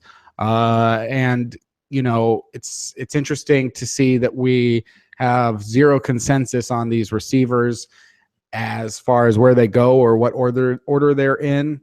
And you've got John Ross here going to the Steelers, which I think is a really smart move because of their uncertainty with Martavis Bryant, and he's suspended, and they could just use another player to help Ben Roethlisberger, who may be in his final season, to really make the offense more explosive.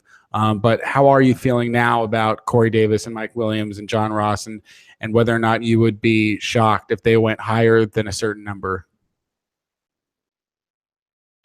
Well, I find the receiver discussion a little bit strange because, there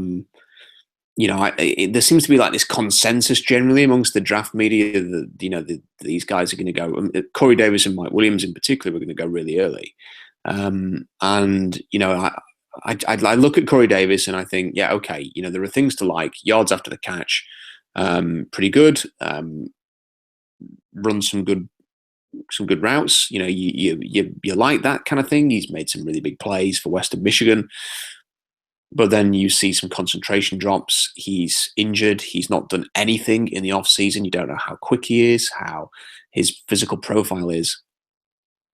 And considering you went to Western Michigan and not Alabama or Ohio State or Michigan, there's at least some chance that some of the athletic testing he did going in to college at high school was that he didn't test particularly great. So, what are you drafting here? You don't have a complete idea of who he is. He's done nothing. He's not done a pro day. He's not done the combine. He's not done the Senior Bowl. So it's hard to sort of say, yes, someone's going to take him in the top 20. To me, he reminds me a little bit of Jordan Matthews, who went in the second round at Philadelphia. And, for that reason, I don't think it's beyond the realms of possibility that he could fall a little bit. Mike Williams is Alshon Jeffrey. He's not he didn't win with separation. He's not quick. He wins contested catches, and yet, there are do that. And Alshon Jeffrey went in the second round. And then you've got John Ross, who is exceptional. He's a 4.22 runner, but he's not just a long speed. It's the fact that he gets open very quickly in his routes. He has this fantastic break off the to just create separation very, very easily. And that could put him in the top 15, easily put him in the top 15. You could definitely see that. But then he's got this long list of injury issues, and he's not the biggest guy. So, a team's going to sort of think we're going to knock him down a little bit. I still think John Ross is clearly the best receiver in this draft, but I think he will go first. I don't know what range he's going to go in.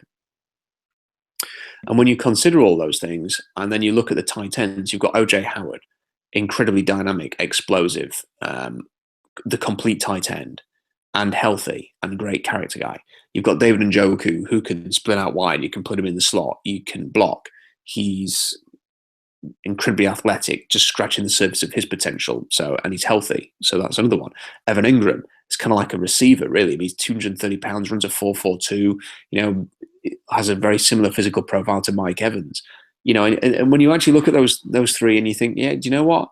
If teams are looking for a weapon, are they not going to look at the tight ends? I think the quality of these three tight ends is going to hurt the receivers. So and look, somebody has to, you can't put everybody in the first round. This is the problem, is that in an ideal world, you would find a home for these three guys, but it's very hard to place them in the first round.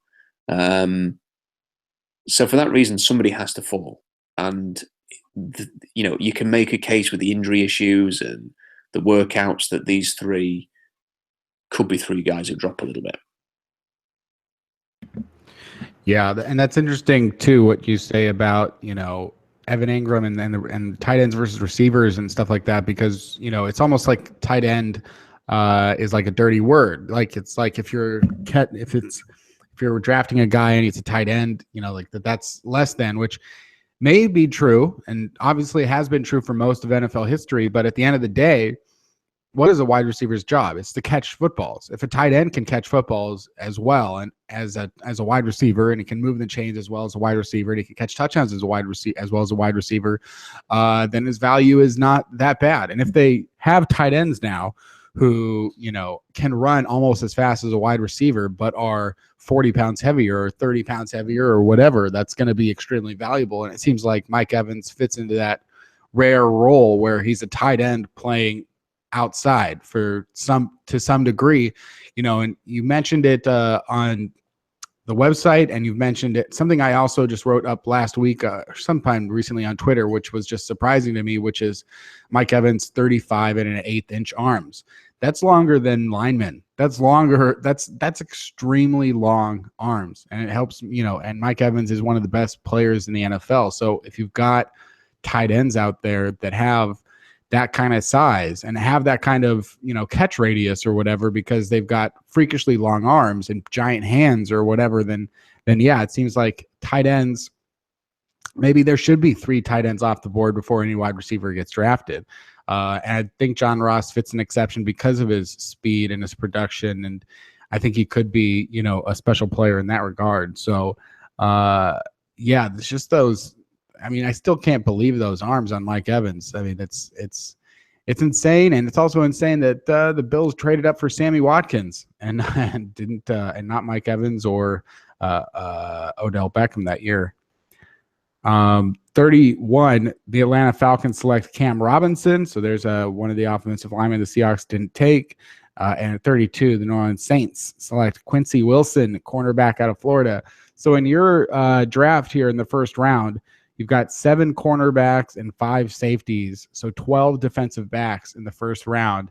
A really high number for a year, not one that most people would disagree with because of the class here.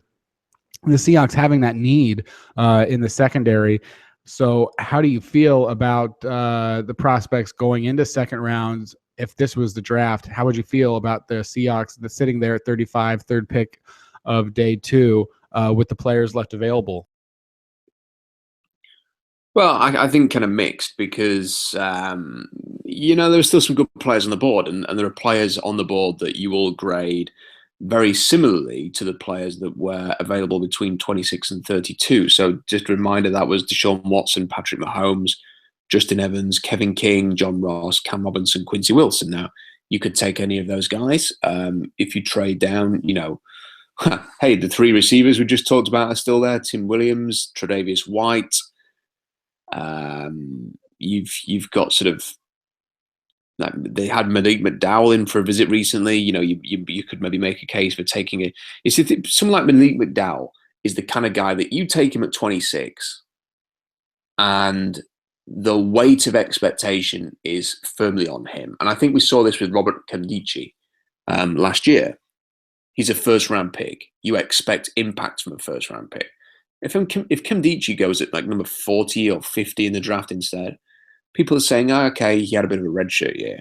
The dynamic completely changes. So if you take Malik McDowell in the second round and he isn't great, then people will give you the benefit of the doubt more than if he busts as the number 26 pick. So the stakes are not quite as high. So you could even consider someone like that.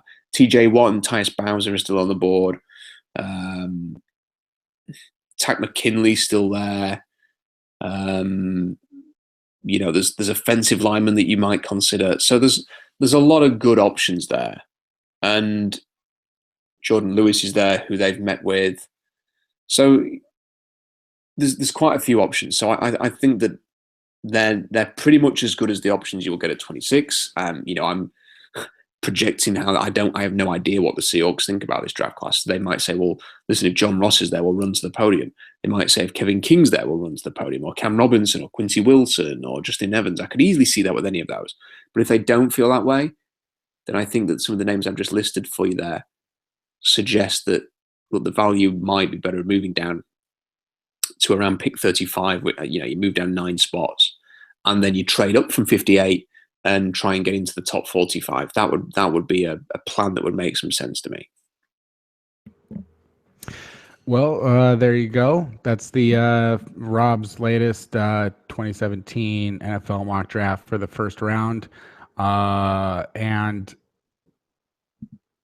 so we can talk about the draft. You got one more week to go, and they've got a lot of moving and shaking they can do, but it's 5 p.m. Pacific Standard Time, which is when the NFL is releasing their schedules. What we know about the Seahawks so far seems to be that they will be at the Giants for week 7, or hosting the Giants week 7, I think. No, they're gonna. I've got the full schedule here. It's in New York, so they're going to start at Green Bay week 1, which we already knew, and it looks as if that game is just a 9:25 start. So that's on Fox. So it's not going to be a primetime game. They will then host San Francisco in Seattle before going to Tennessee in week 3. None of these games are prime time, and that Tennessee game's it's a 1 o'clock start Seattle time, so it's not a 10 a.m. start. The following week they go to Indianapolis, which is Sunday night football. They host Indianapolis, which is Sunday night football. So week 4, the first primetime game will be in Seattle on a Sunday night against the Colts and Andrew Luck. They then go to LA and the Giants. Neither of those are prime time. They host Houston and Washington, so back-to-back home games. The bye week is in week 1, 2, 3, 4, 6, 5, 6. So it's relatively early. It looks as if the Thursday night game this year is at Arizona. So there's a nice primetime game against the Cardinals there coming up. The Monday night football game against Atlanta, that was leaked. San Francisco to end November. They go to San Francisco. They will then host Philadelphia at the start of December in a game which could be flexed, couldn't it? That's a Sunday night football game, but that could be flexed. And then at Jacksonville in December the 10th. So the weather not too hot there. That's something that's been a problem for the Seahawks in the past. And if they'd have gone there in September, that would have been very warm. So get there in December, not as bad. Host the Rams. This one I do not like, Kenny, at all. Dallas away on the road on Christmas Eve. Do you know? I mean, it's bad enough. Do you know how many Christmases get ruined by when they lost to the Cardinals on Christmas Eve? A few months ago, I was in a foul mood on Christmas Day, and I have 2 young children now. I can ill afford to be in a bad mood on Christmas Day. Okay, I need to be in good parents' mood on Christmas Eve, and they lost to the Cardinals and blew the number 1 seed this Christmas. So I was in a foul mood on Christmas Day. And even in the 2013 season, unless I'm mistaken, did they not?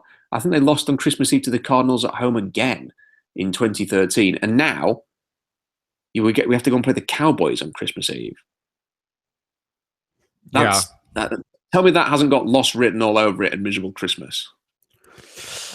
I guess that's something that we'll find out. I think the Dallas Cowboys are going to be worse off next year than people expect, and that's something I've been pushing for quite a while, which is that I think that the Cowboys are going to fall. Not maybe, they're just going to. I think that they're going to be looking more at that 9-win range next season, and people may disagree, but yeah, but overall, and then they end versus Arizona on New Year's Eve at home.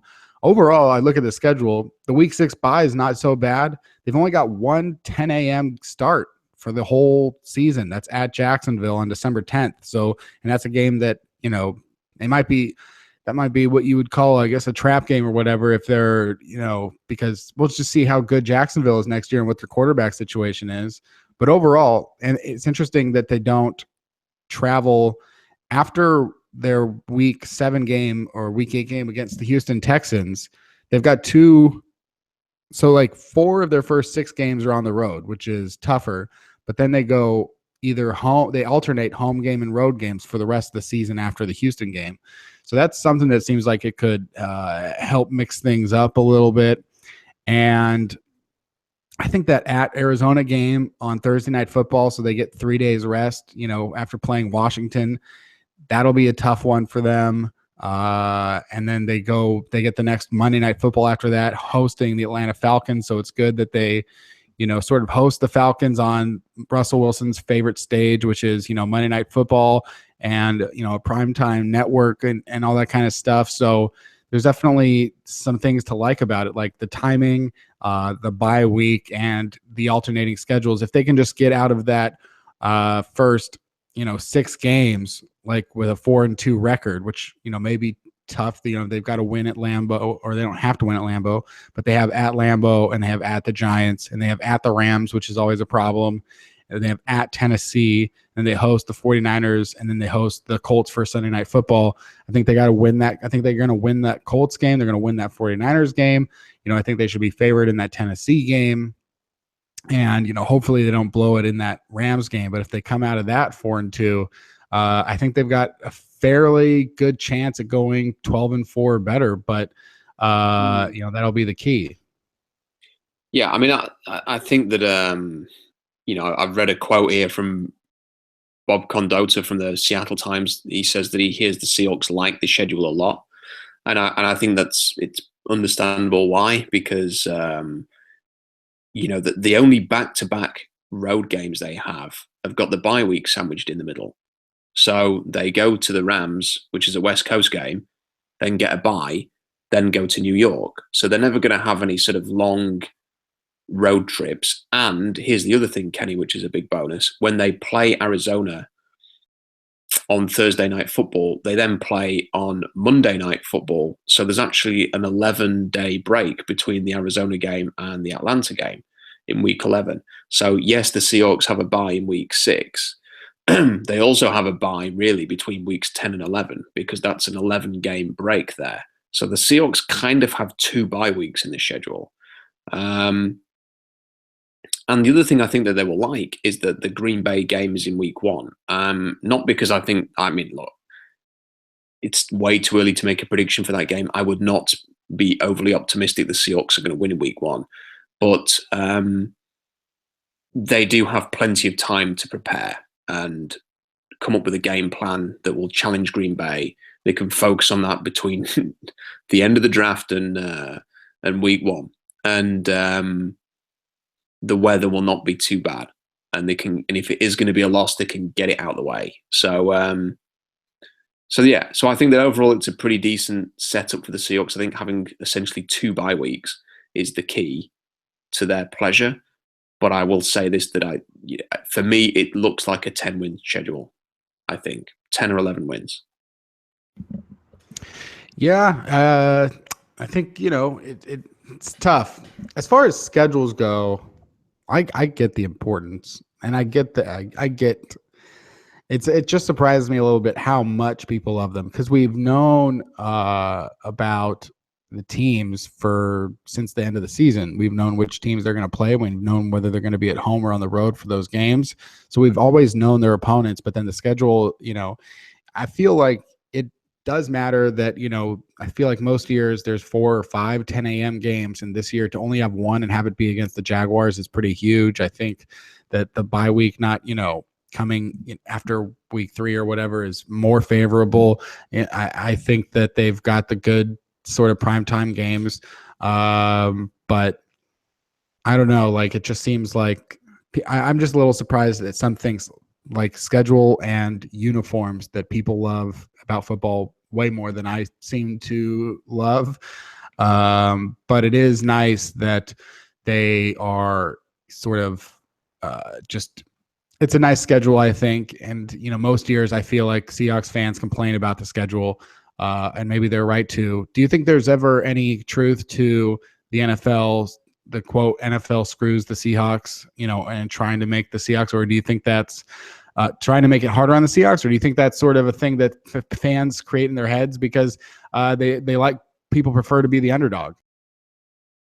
No, I think that it's unfortunately a phenomena amongst sports fans around the world. It's not just exclusive to the NFL, but it's all sports, that you either have to be paranoid that the league is out to get you, that the refs are out to get you, or the media is out to get you. That the media hates your team, the league hates your team, the refs hate your team. It's some fans find it really hard to be objective about these things. Do the Seahawks? Does the NFL have a reason to get the Seahawks? Absolutely not. And if anything, this schedule proves it. I mean, I imagine the Seahawks have petitioned to have less 10 a.m. starts. And listen, it makes very little sense for the league to make the Seahawks have 10 a.m. starts. It's pointless, and sometimes it will be unavoidable, and thus there is the one game against Jacksonville this year. But it looks as if the league has helped the Seahawks with that. And and have worked with them to try and limit the number of 10 a.m. games to make things a little bit fairer. And little things like that will be forgotten the next time the Seahawks get punished for breaking the rules, and people will say the league's out to get the Seahawks, and you'll say, yeah, but why don't the Seahawks just follow the rules? No, I do not think the NFL is out to get Seattle. I do think, there's something to the NFL always trying to keep the league more competitive by making certain things tougher for the good teams and easier for the bad teams, such as punishments for certain things, the amount that they punish the Patriots for things that would not matter if they happened to the Browns is fascinating. I mean, I do think that there is something to be said about the idea that they want the Patriots to be just a little less dominant, because dominating teams and teams that have dominating leagues make it a little less interesting and a little less exciting. I get a little less interested in college football every year because of Alabama, and it just makes it a little less interesting. I think that there could be something to be said that an accusation that Tom Brady asked to have some footballs deflated in a game that they dominated, that would have never been close no matter what you did to the footballs, and get suspended for 4 games is ridiculous. And I don't care if you think that I should shut up because you hate the Patriots or whatever. It happens to teams that are good, that they get dumb punishments, and the teams that are bad, it's like, oh, well, you're saying that there's rumors that the Seahawks could get punished for not revealing a Richard Sherman MCL injury. Well, apparently the Colts have been, sort of covering up or, downplaying an injury that Andrew Luck has had for 2 years. And the Jaguars covered up an injury to Blake Bortles. But who cares? Because those teams aren't good. So I think there's something to the punishments. As far as the schedule goes, I would just say that they may sometimes take advantage of an idea of well, what would make it so that the Rams, when would the Rams be in the best position to give the Seahawks a good game? Because they also want to have good games. So I think that there could be something to that, and if it's well, the Jaguars really suck, so how could we make it so that the Jaguars have a better chance to beat the Seahawks, given that the Jaguars have been so awful for so long and maybe they're getting better?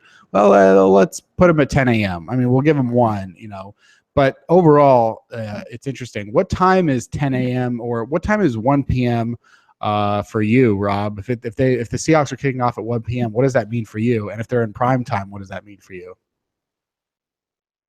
Well, if the Seahawks kick off at 10 a.m. Seattle time, we're 8 hours ahead, so that's 6 o'clock. I always prefer it when the Seahawks play at 1 o'clock Seattle time, because what happens is we get, I can watch Red Zone at a reasonable hour at 6 o'clock and watch all of the early start games on Red Zone, which I like to do. And then there are less games in the evening. So at what is 9 o'clock our time, 1 o'clock your time. So I can then focus on the Seahawks, watch the Seahawks game exclusively, obviously. And then having enjoyed Red Zone, and then if I want to stay up, if I'm not working early the next day, I can stay up and watch the primetime game or record it. And that's pretty simple. If the games kick off, for example, Monday Night Football, Sunday Night Football, they will kick off at 1:30 in the morning, which means that either I'm going to work really tired the next day, or I'm trying to maneuver my shift at work to make sure that I can stay up and watch the game. I have to watch every game live. I can't, I will never miss a Seahawks game. I have never wanted to, if I record it and watch it not live, I will just fast forward every time the Seahawks don't have the ball until they get it back, because I will find it too frustrating, and I'll know I can do it. So I try and watch every game live. But yeah, I mean, the best time is 9 o'clock, and by the looks of things, a lot of those games are sort of going to be 9 o'clock UK start time. So I think it's pretty good. And last thing that came in from the listeners out there, from Astro Elmo, this comment, I got to respond to it on the show. You said, question, Kenny, you've mentioned in the past that you find it hard to get excited for the live draft broadcast and you don't like watching it live. Astro Elmo, this is something that I have never said, and I never would say, unless you're saying that I don't like, I guess, the broadcast teams, maybe, or like of ESPN or NFL. I can tell you that since I was a kid, NFL draft day, it would start out when I was a kid, it was on Saturdays and Sunday. It was Saturday and Sunday. So, there was no worry about like missing it for any reason or school. I would get up early that day. I would not talk to anybody else. I would watch the draft. I'd have all my treats and snacks there. Believe it or not, there was a time in my life when I even had a girlfriend. And when we started dating early on, we just happened to date, like started dating like in March. And then, April came around and I said, oh, by the way, you can't talk to me on this day because I'll be busy watching the draft.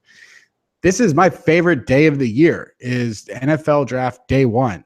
And we have a show right here on 3000 NFL Mock Draft where we commentate during the entire draft. I've sat down and gone through commentating whatever it is, 12, 13 hours of draft as every pick goes on. So I love the draft. And I hope that, that this comment is not, this rumor doesn't get spread. We're going to stop it at the beginning. And we're going to say, we're not going to start telling people that Kenny doesn't love the live draft broadcast.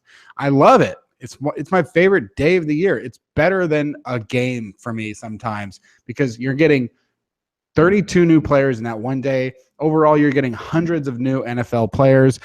Teams are getting new players. It's fantastic. Rob, what was your first experiences with the draft and the live first day?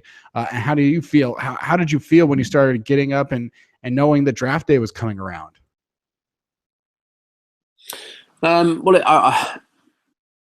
It changed quite quickly when I started doing the blog because I was more into it and I was, felt more invested in it. And I remember, so I remember I can't remember the year, the first draft that I followed, but this was when I wasn't a Seahawks fan. So this is before I moved to Vancouver, and I followed the NFL, but didn't have any reason to follow a team specifically until I went to live in Vancouver. So I remember sort of planning to watch the draft, going out for the day, coming back and realizing that I got my times wrong and had missed, the whole first round. So that was pretty much my first memory of the draft, missing it.